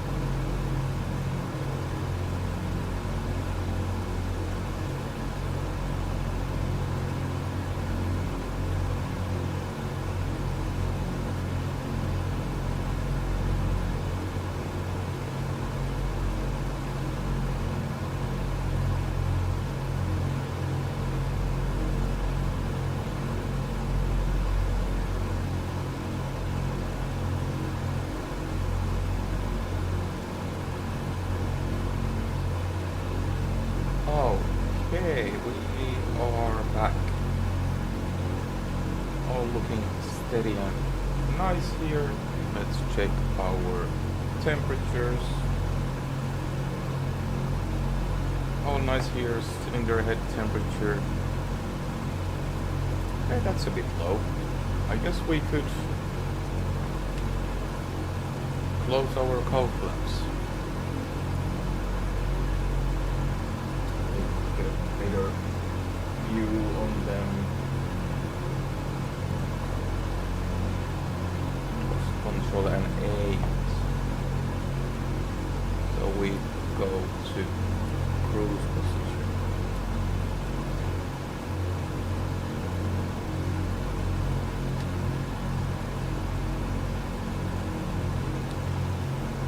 But the gyro pilot is doing an amazing job at keeping our altitude. But in this one we don't actually have heading selector, we have only the turning selector. If we want to turn right, we need to turn this one and the airplane turns right or left or again right, and then we just recenter it and it holds our heading. Oh yeah, I know you are on off. Goodbye.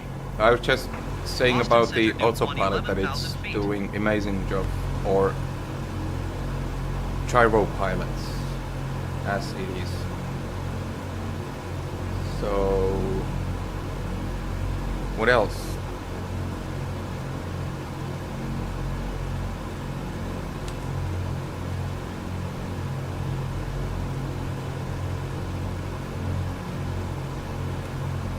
I have many compasses here. Our heading is right now 065, and for, if you mean, do you mean the gyro pilot's heading selector, what we have in the DC-3?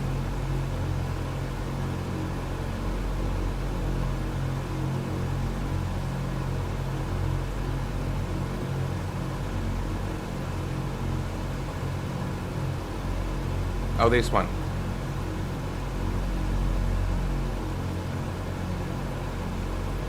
I'm not quite sure what I'm supposed to do with this one.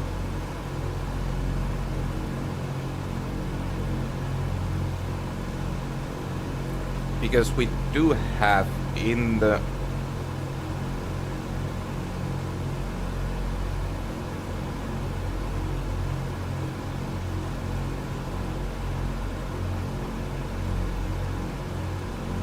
pressing this doesn't do anything. I can adjust it, but I'm not sure what I'm supposed to do with this for now.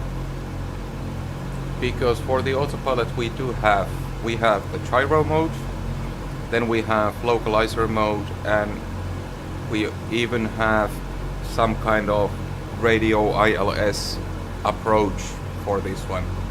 So we could actually approach automatic with the gyro pilot. But other than that,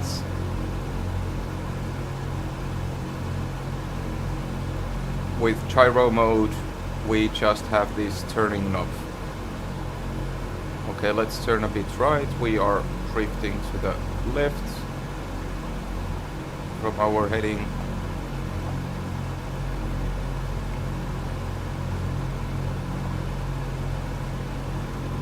Heading is now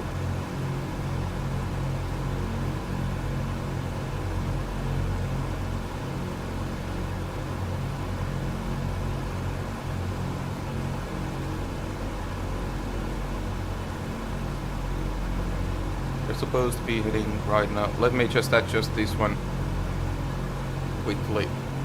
064.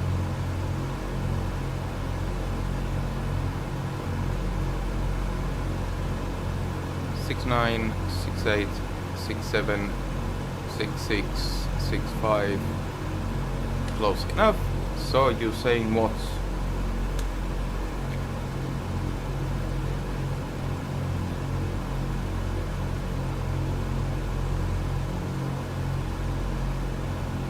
from this one I can only rotate it.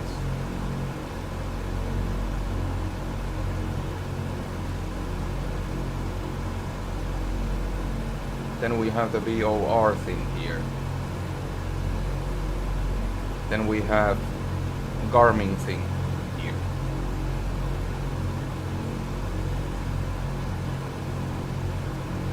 But this does nothing else than just rotating this right now.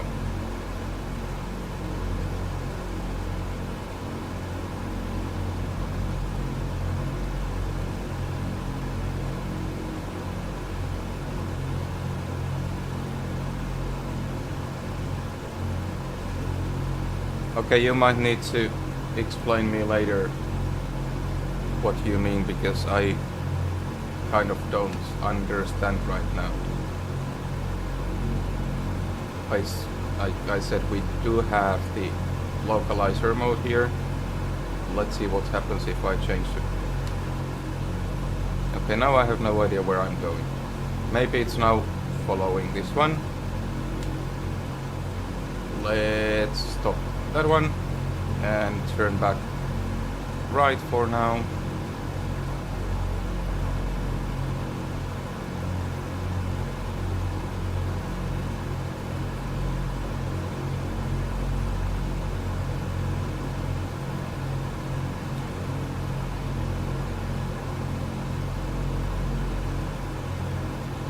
There we go.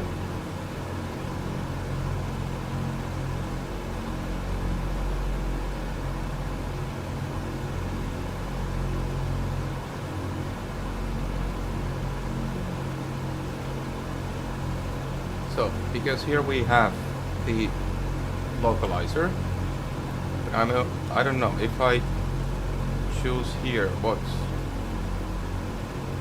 we are supposed to be heading 065. Let's say I put 070.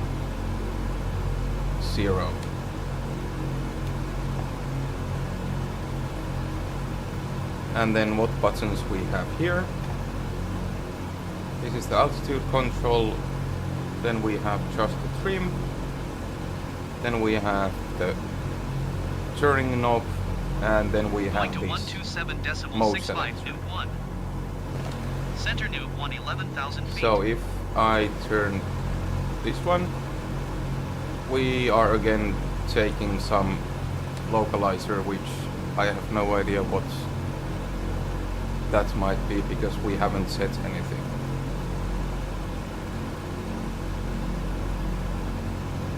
Gyro heading, slaving,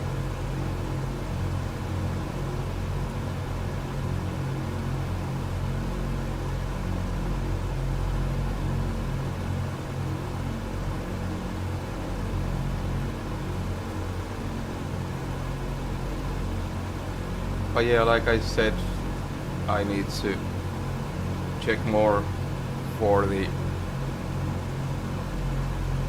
oh yeah. Yeah, the localizer might be the they call it in the tutorials the ILS thing, so I have no idea, but for now I'm happy to know that we have at least altitude control.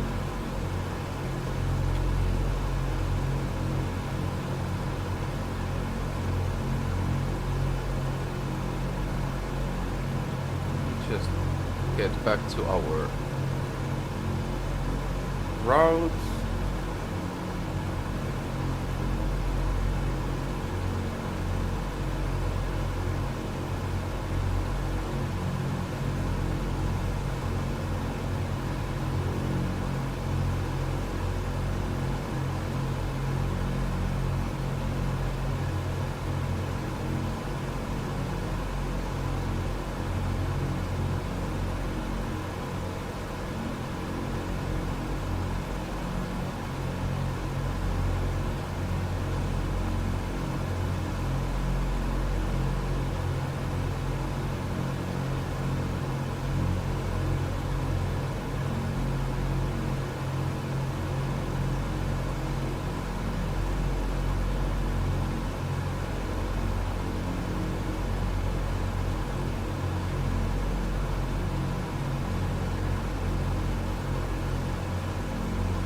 Oh yeah, but it is the first flight, so there's a lot to learn for me again.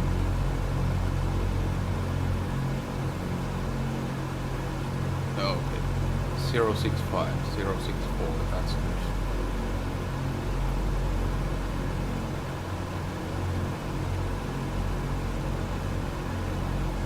Marker beacon, oh okay, on. 124.85 Nuke 1. Goodbye. Boston Center Nuke 110,900 feet.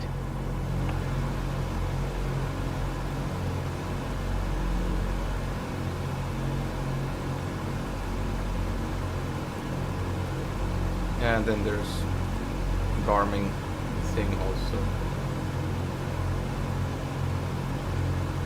I hope I don't delete my flight plan from here.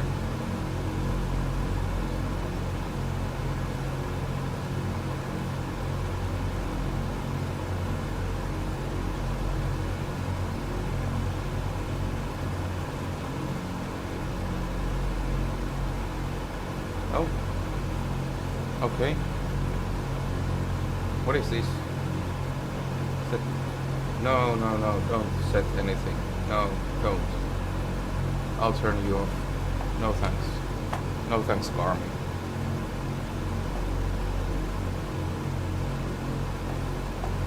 Hey, by the way, where is our...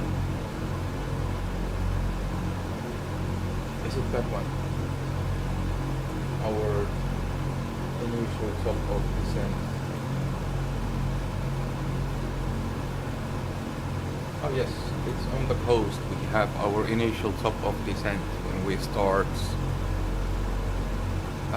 descending to 3,000 feet above ground level. In our case, that means actually 3,000 feet above sea level. Then we will stabilize there.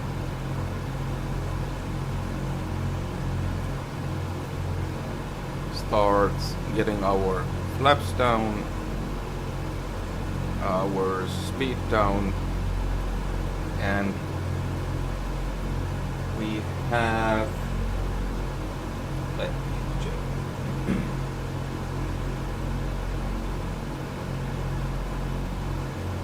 We have 20 nautical miles to get our speed down to 140 knots and to have stable flight with 20-degree flaps. And after that, after we are stable there, then we will start our final descent.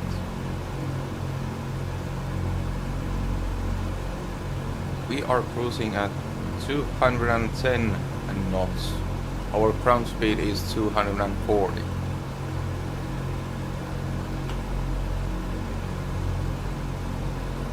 I will also need to take checklist on my other screen. And we have still a bit of time. Let me show you what I meant by the fuel management, which we are not doing at the moment. It is basically taking off with main tanks, then in the cruise using the alternate tanks, and then again for approach, descent approach, use the main tanks. I suppose this is something to do with the balance of the aircraft, but we have all our needed fuel we have in the main tanks. That's why we are just sticking to those. That is a bit too much for now to start with the fuel management fully. Here you can see, hopefully, let me get it a bit bigger, what is our descent profile. So we will descend first to 3,000 feet, then we have 20 nautical miles to decelerate to 140 knots with 20 decrease of flaps, and then we start descending again and obviously decreasing our speed even more.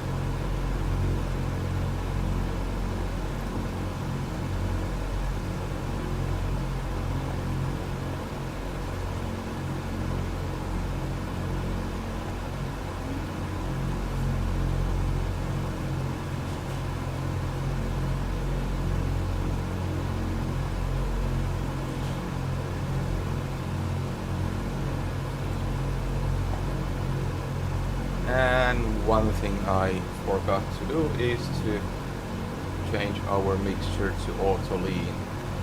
Let's check our fuel quantity. Yeah. Well, still way over half of the fuel. Good that we have quite a bit of extra for this flight. We can go for auto lean now because that is also for the initial descents.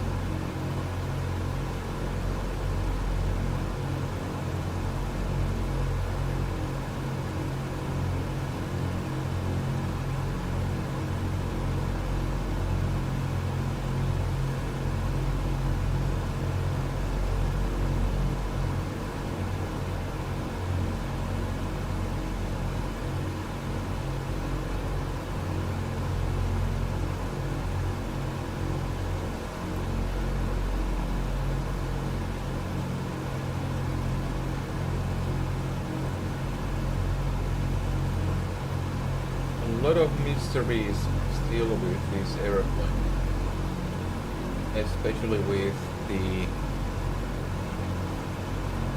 cabin pressurization theme.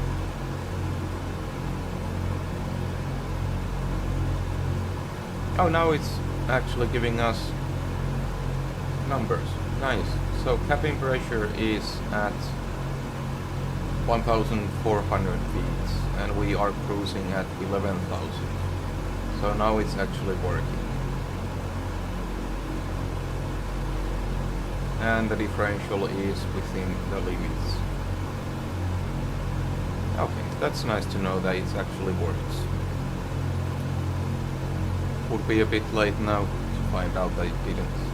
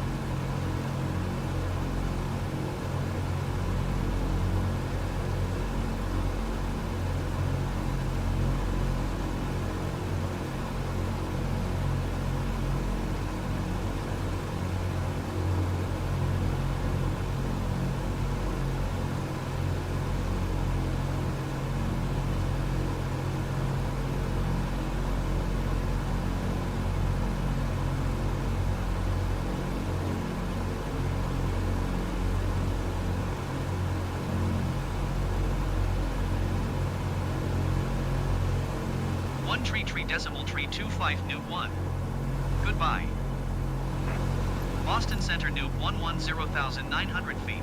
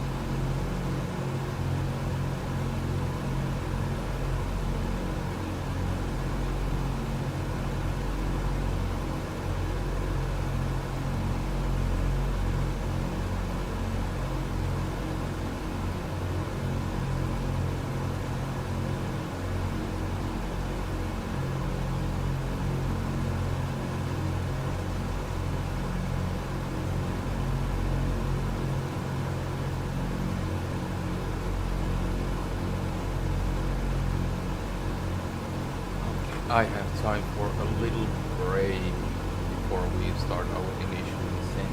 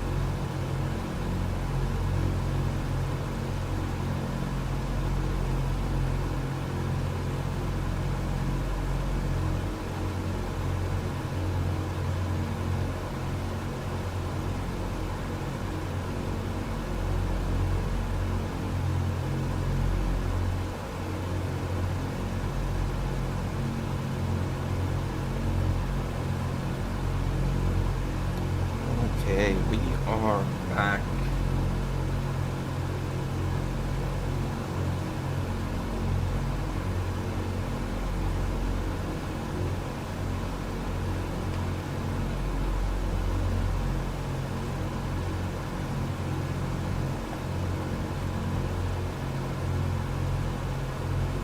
Just checking the BMEP.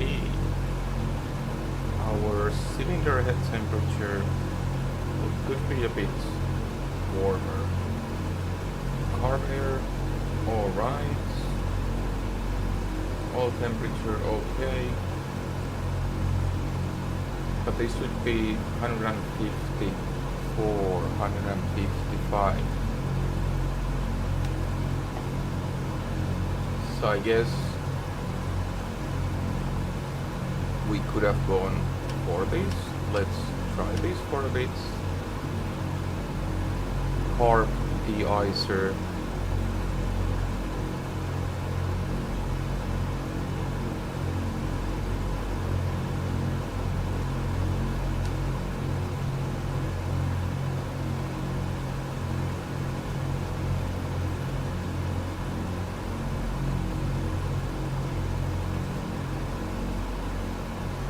Well, doesn't really do anything.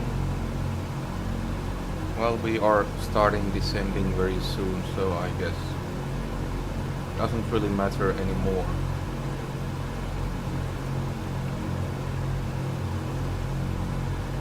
Oh yeah, it must be because of the mixture. Let's check if I put engine 1 to auto reach. Oh yeah, of course. It was a mixture.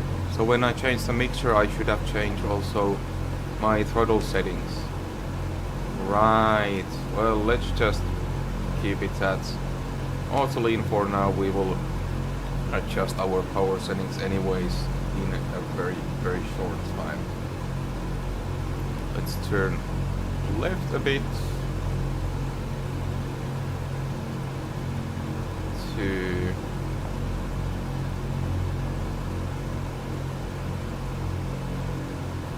065.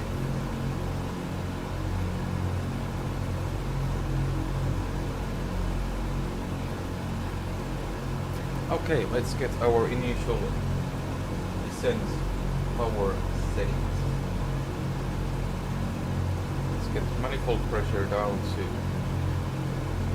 22 RPM, 2200.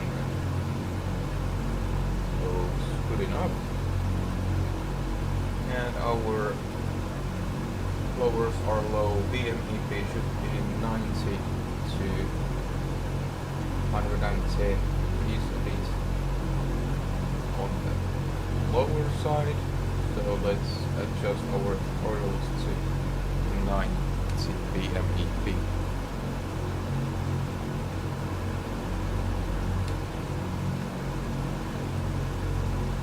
Now we have 90 BMEP on all engines.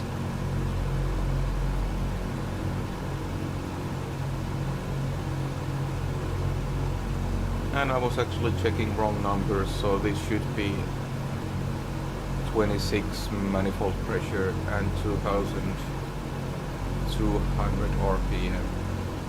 Now we are looking good. Yes. Perfect. And let's start descending. Sink rate 1000 feet per minute until we reach 3000 feet. I will let our autopilot do this one.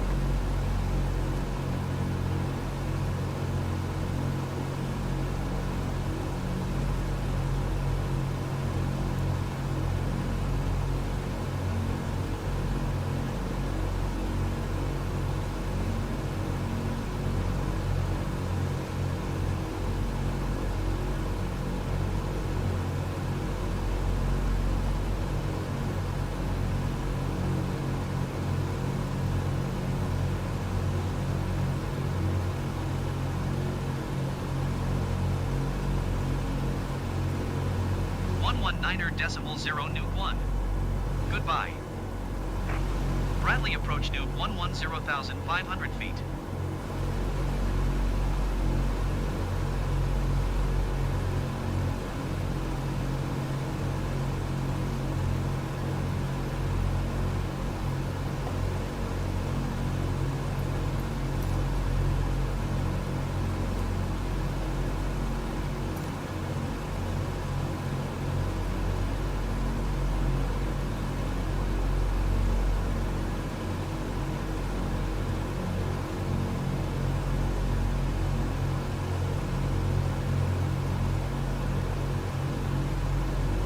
So we are descending right now 800 feet per minute.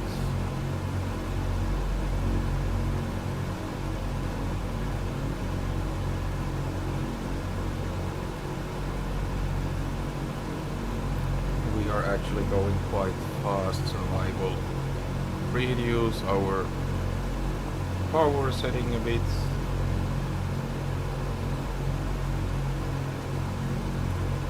To keep our BMEP around that 90 pounds per square inch, or whatever is the unit on these ones.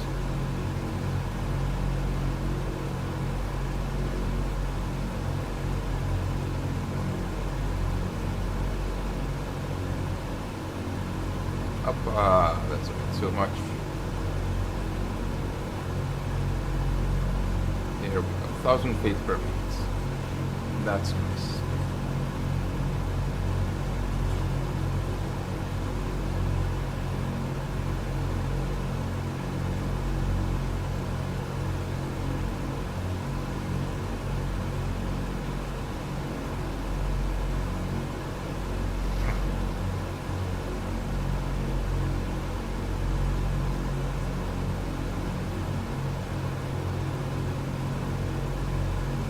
Going to 125.05 Newt 1.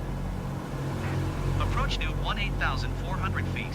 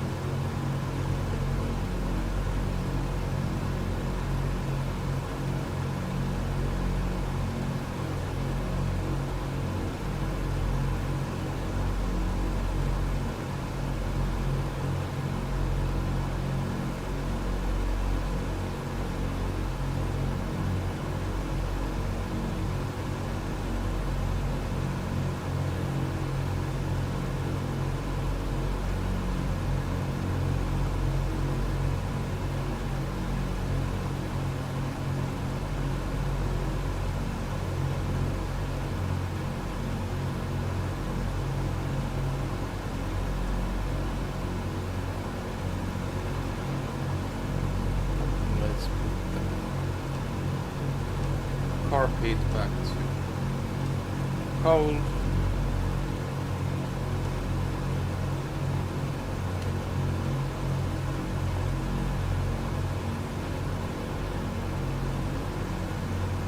And I keep reducing the throttle as we get more power when we are ascending. We are at 6,000 feet.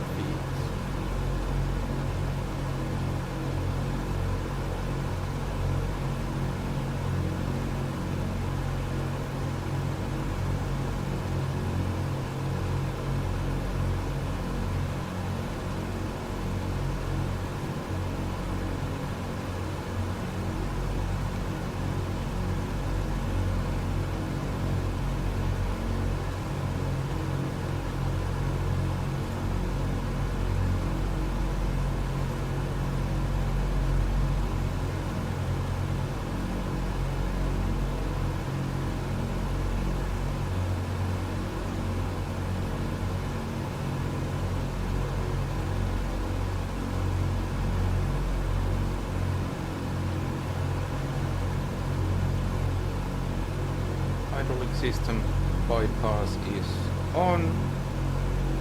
Going to 128.2 Newt 1. Oh, there's our Boston Center aileron Newt thing. 14,900 Now I found it. feet.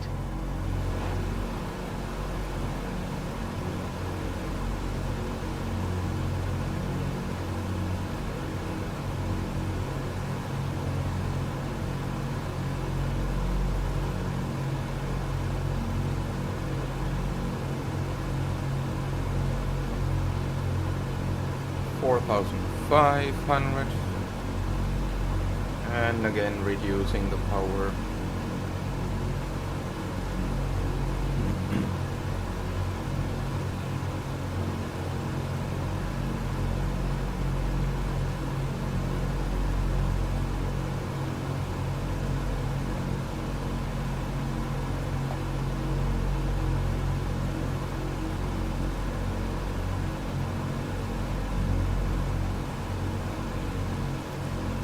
4,000 feet.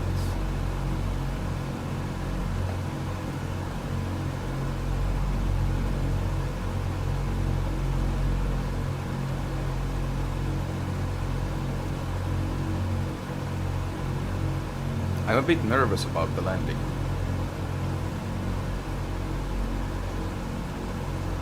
I'll just try to get the speed correct. That should help quite a lot.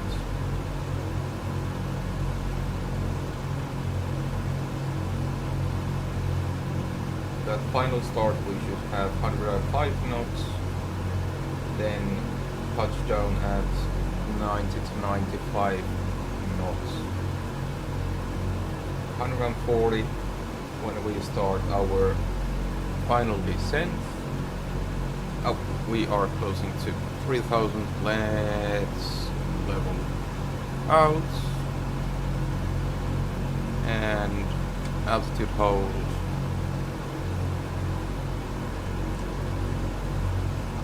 A little bit more.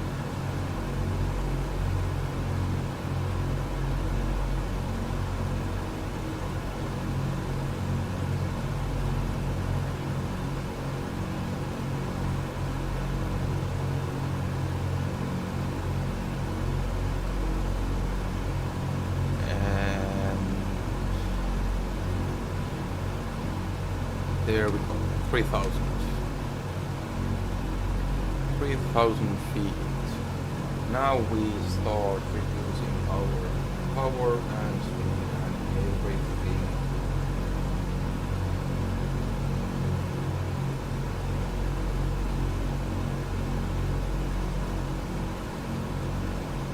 So we can go down to 70 BMEP.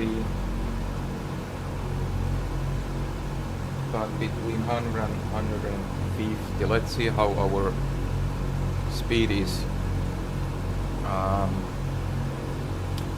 going to look like. Manifold pressure is at 24 inches mercury. We have 2,200 RPMs, and at the moment our BMEP is 90. 119.75 Newt 1. Goodbye. Approach Newt 1 3,000 feet. Slowly starting to turn to our next heading.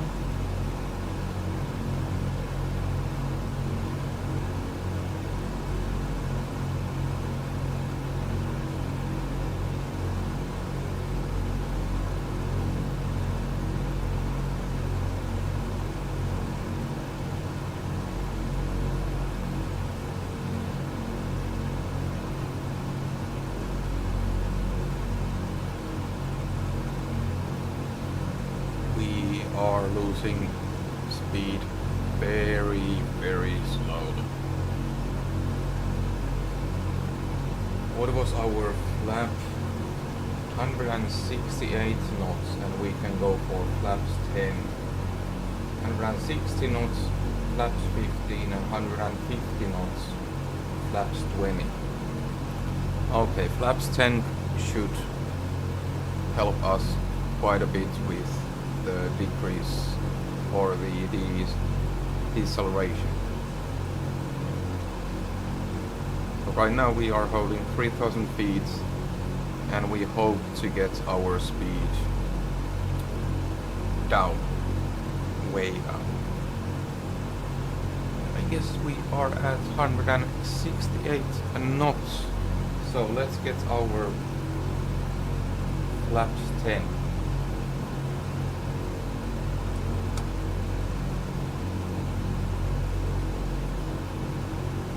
Flaps 10 set.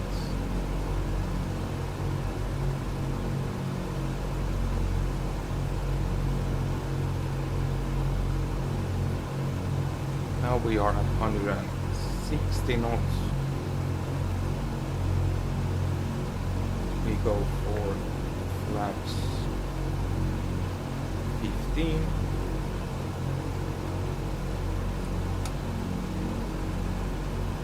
Flaps 15.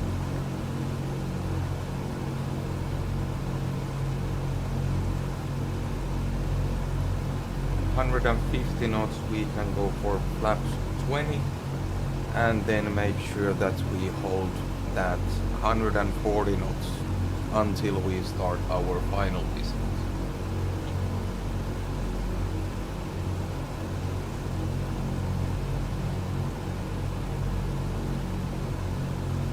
$150 knots, flaps 20. I'm always losing the flap indicator. There it is. Flaps 20. Now we adjust our throttle to keep 140 knots. Just double checking, are we supposed to have the same RPM still? Looks like that. 2200. We go to 2400 RPM when we start our final descent.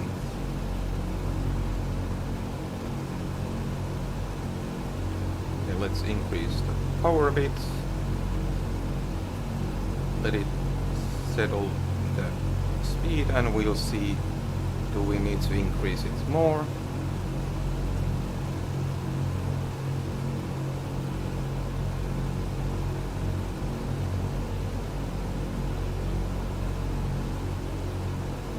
A bit more.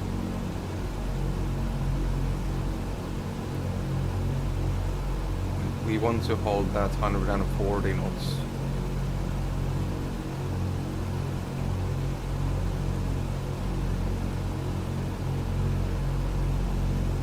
So 10 nautical miles before destination we should be at 120 knots. Then during the final, again, check our full checklist here because I am missing now things. I have only the power controls here, so mixture auto reach.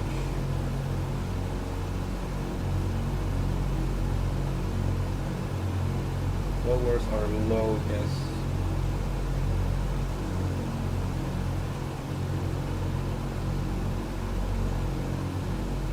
Seatbelt sign on.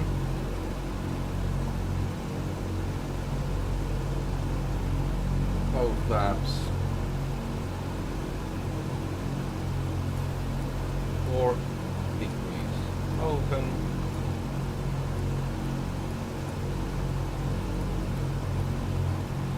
Lowers are low.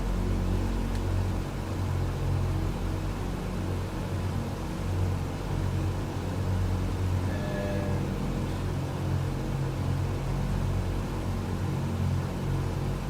we are going way too fast.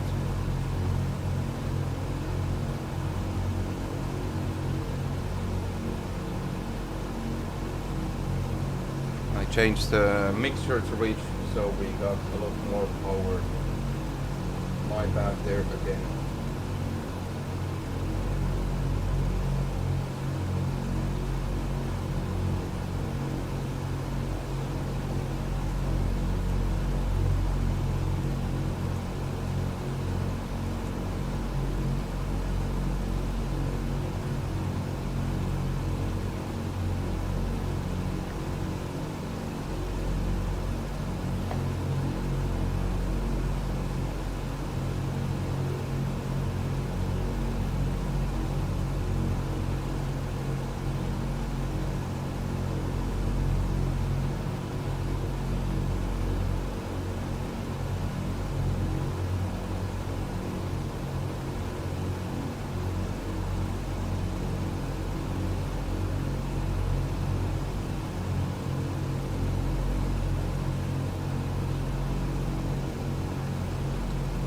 Mixture is rich, fuel tanks, main tanks, lowers low.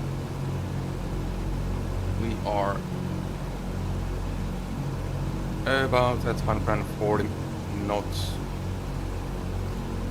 flaps 20 degrees,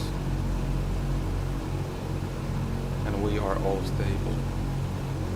For now it's looking good.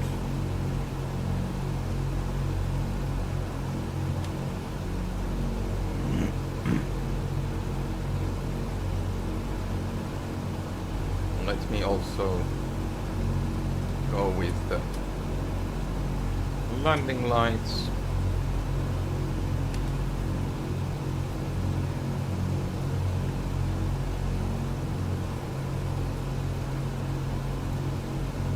What else?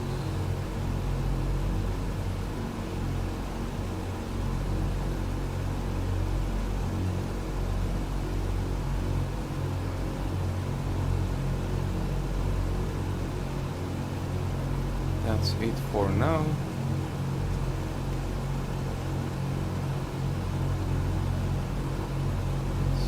Let's adjust our heading a bit.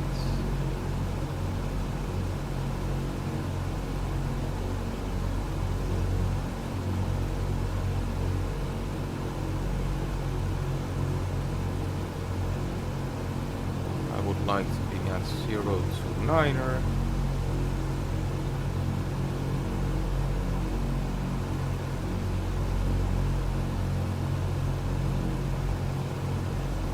There we go.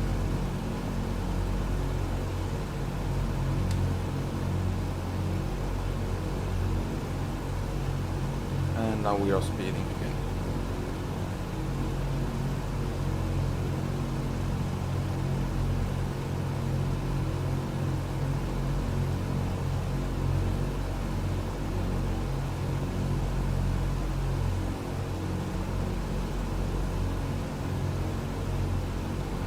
So next we aim for 120 knots. We go for flaps 30 and 40. We aim for 105. Full flaps. Gear down. Aim for 95 knots, maybe 100.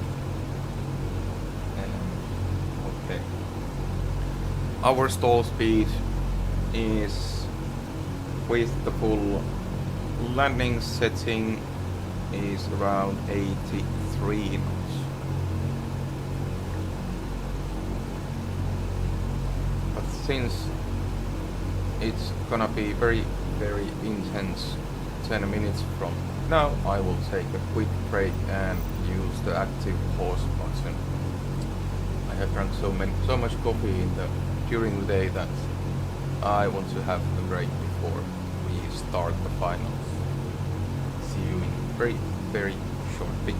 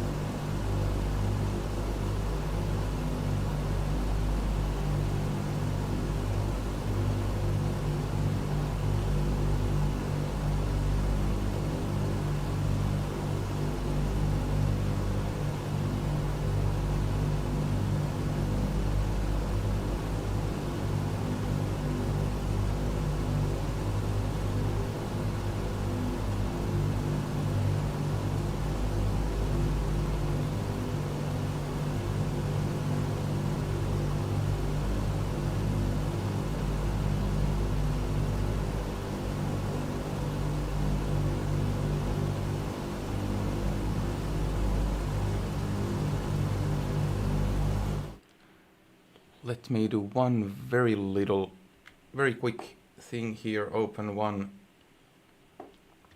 application. So we should have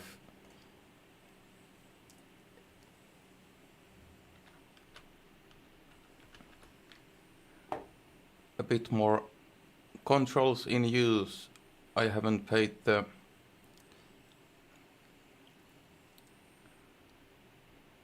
license yet, so let's see if this works or not.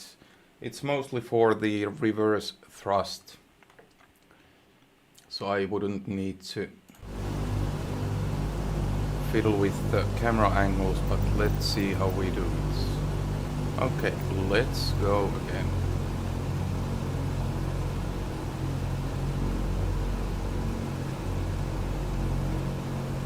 I'm not completely sure about the fuel booster pumps, but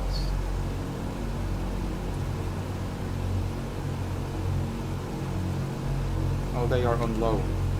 Oh, I guess I had them on for the cruise. My bad. Should have been off. Then we'll just leave them on. Oh yeah, it was, we left them on for the climb because I think they are supposed to be on the low position when we are cruising above certain altitude, about 10,000. I think that's might be the reason why they are still on, because they definitely were not in the checklist to turn them off in our cruising altitude. And let's increase the power just a bit to keep our airspeed. And we will start our final descent.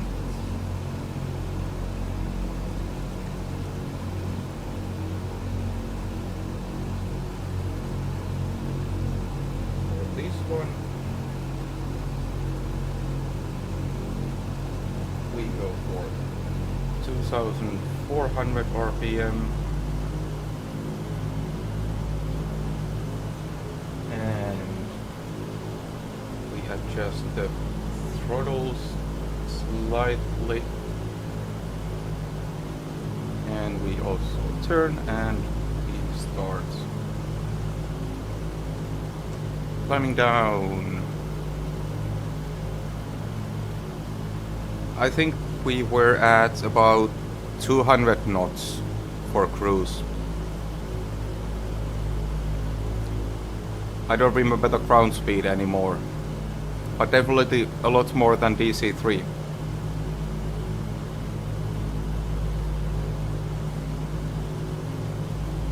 Let's get our nose down. Time to start descending. Seriously descending.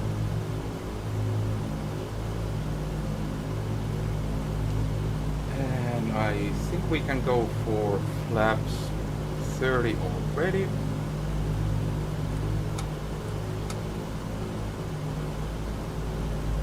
Oh, not that much. There we go, flaps 30.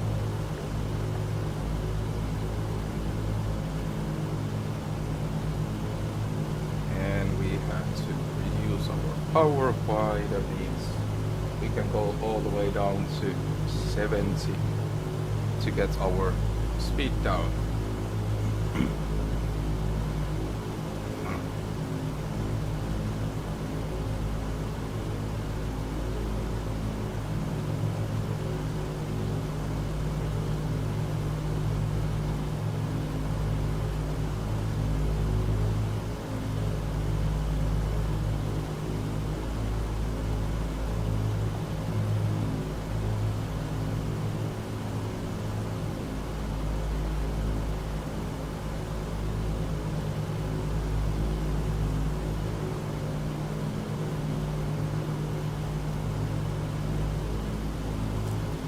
$250 knots. Good luck with this one.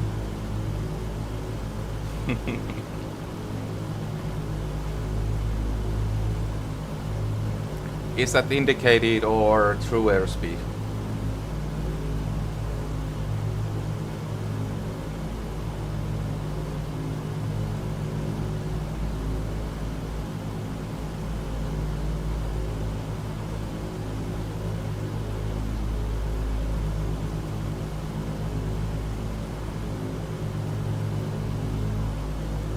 Indicate, okay, fair enough.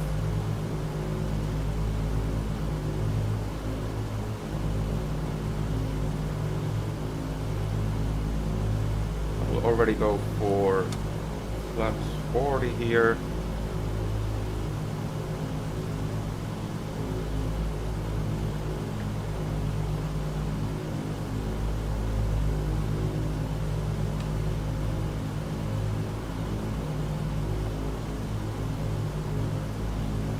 Trying to get us to the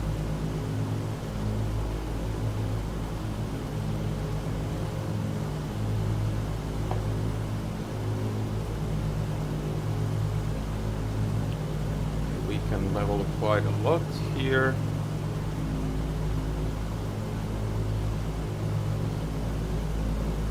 Let me try if I just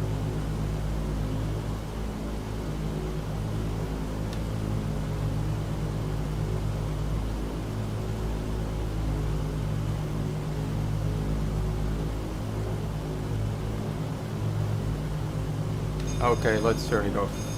I'm not liking the autopilot right now.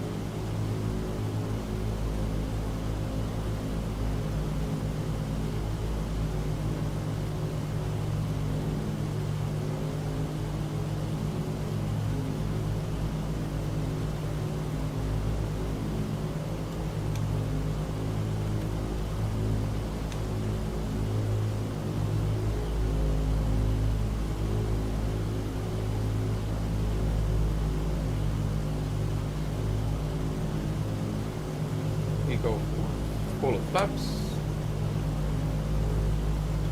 gear down, try to maintain around 100 knots for now.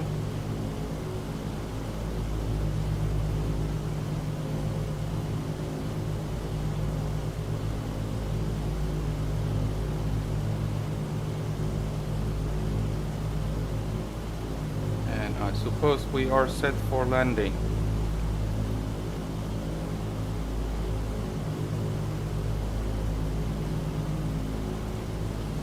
God, I'm nervous.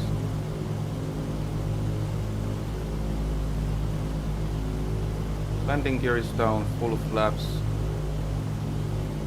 105 knots. First they were landing on DC-6, slightly to the right.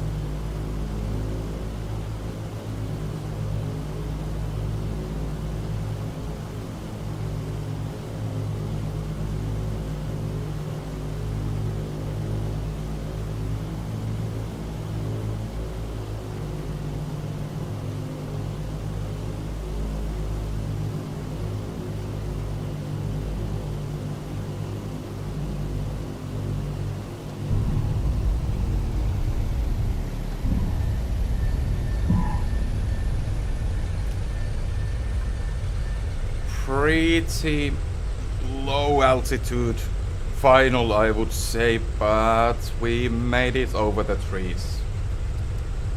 God, that was not the nicest experience with landings. But hey, it wasn't bad for first landing.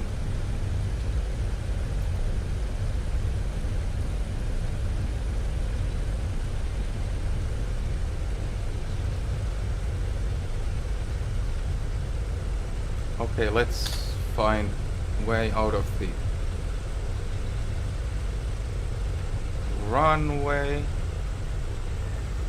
before we do any adjustments to anything.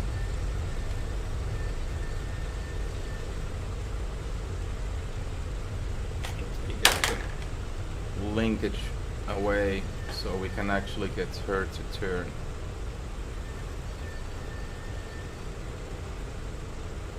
Okay, let's stop here for a second and check if we need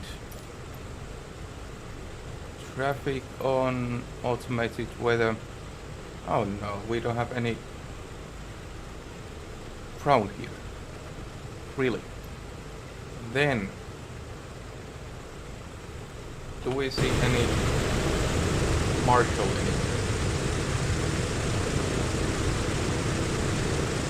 I would like to know where I'm supposed to park.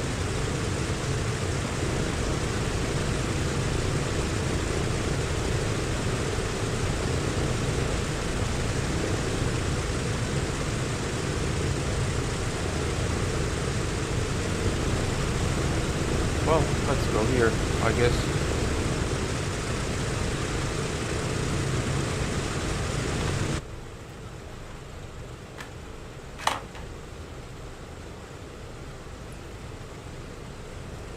Yeah, I wouldn't call it necessarily perfect landing, but oh yeah, hey, flaps up.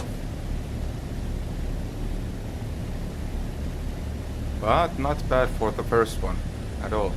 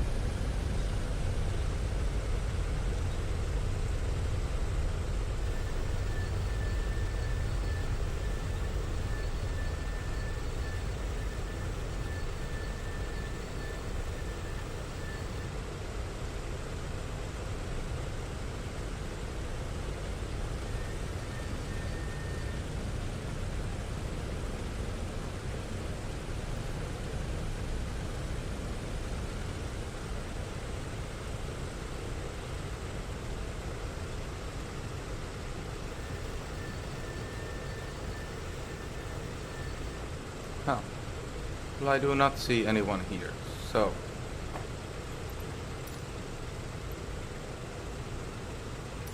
Kilo Bravo X-Ray Mike traffic Nuke 1 is clear of the runway.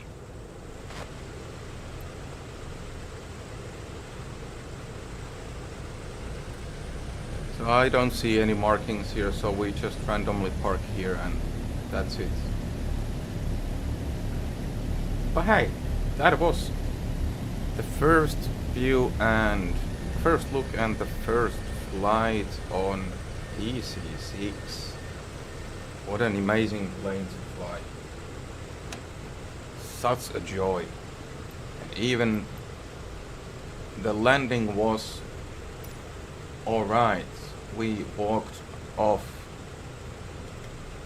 without problems. Then, since we started with checklists, let's finish with checklists. Let's not leave this uncompleted. Approach, slowing down, yeah. Straight in landing, yes. Okay, after landing, cowl flaps.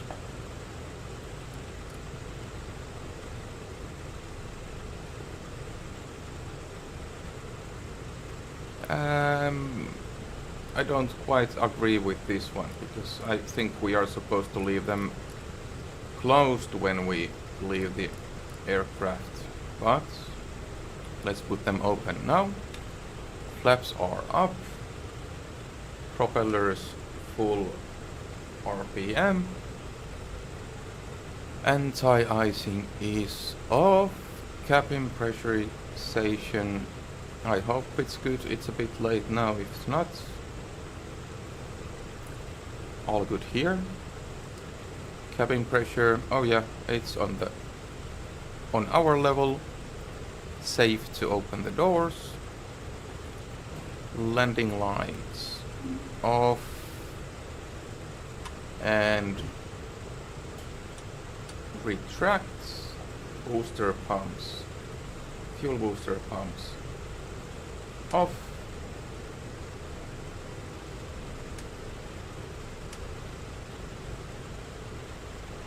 Fuel boosters pumps are off.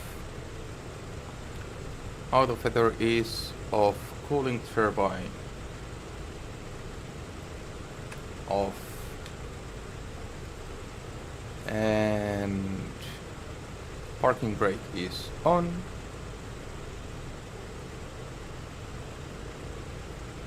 And now I will just follow my own intuition, and I will close our cowl flaps before we shut down the engines. Also, lights off. Oh, we forgot the carb de-icers. I thought we didn't, but we did. Cabin heater, muster off. What else? Oh, the lights off. Panel lights.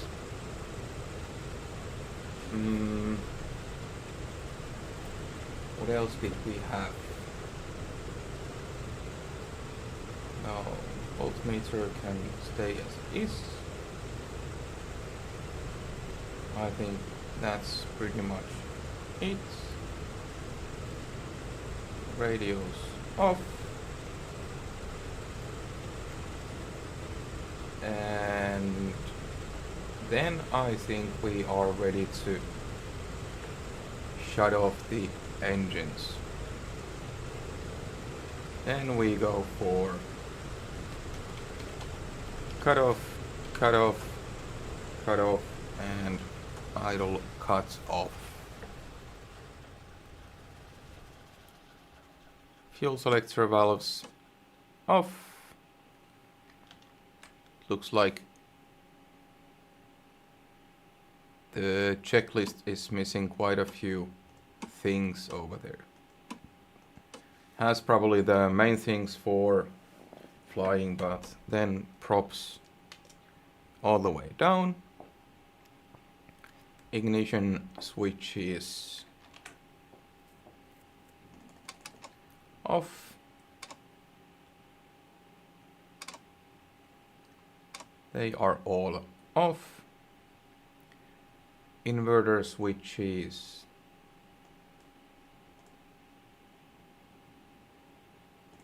Off. Generators off. Gust lock. Oh yeah.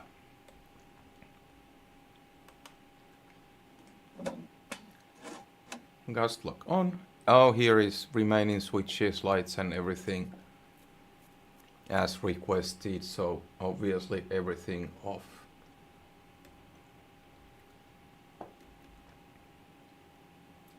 And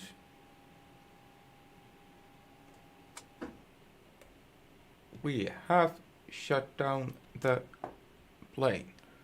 Let's get our chocks, pitot covers, our maintenance, no ground power units, cabin exits open, cargo open, main cabin exits open, then stairs and main cabin stairs. We are all ready for the next flight. So that was the first flight with DC-6. It was a quick 1 hour 20 minute flight. I never thought that I would be streaming 3 hours and 25 minutes. But the checklists before the flight, they took a lot more than I expected. So let's try to work on the landing, and also I have some things I have to double check of the checklists and engine startups, and especially what comes to the autopilots. Is there heading selector, or is it only for turning the plane and then returning to hold heading position? But that's it for today. Thank you for joining, and we will see what we come up with for the next weekend. I have no idea yet. But here we are now at, where did we even? Brunswick Executive Airport. So we are slowly making our way to Halifax, and then we can start from Halifax our transatlantic journey to bring her home to Lisbon or somewhere in Portugal. Might be Montijo Air Base rather than a Lisbon airport. But thanks for joining. See you next time, and yeah, see you. Bye.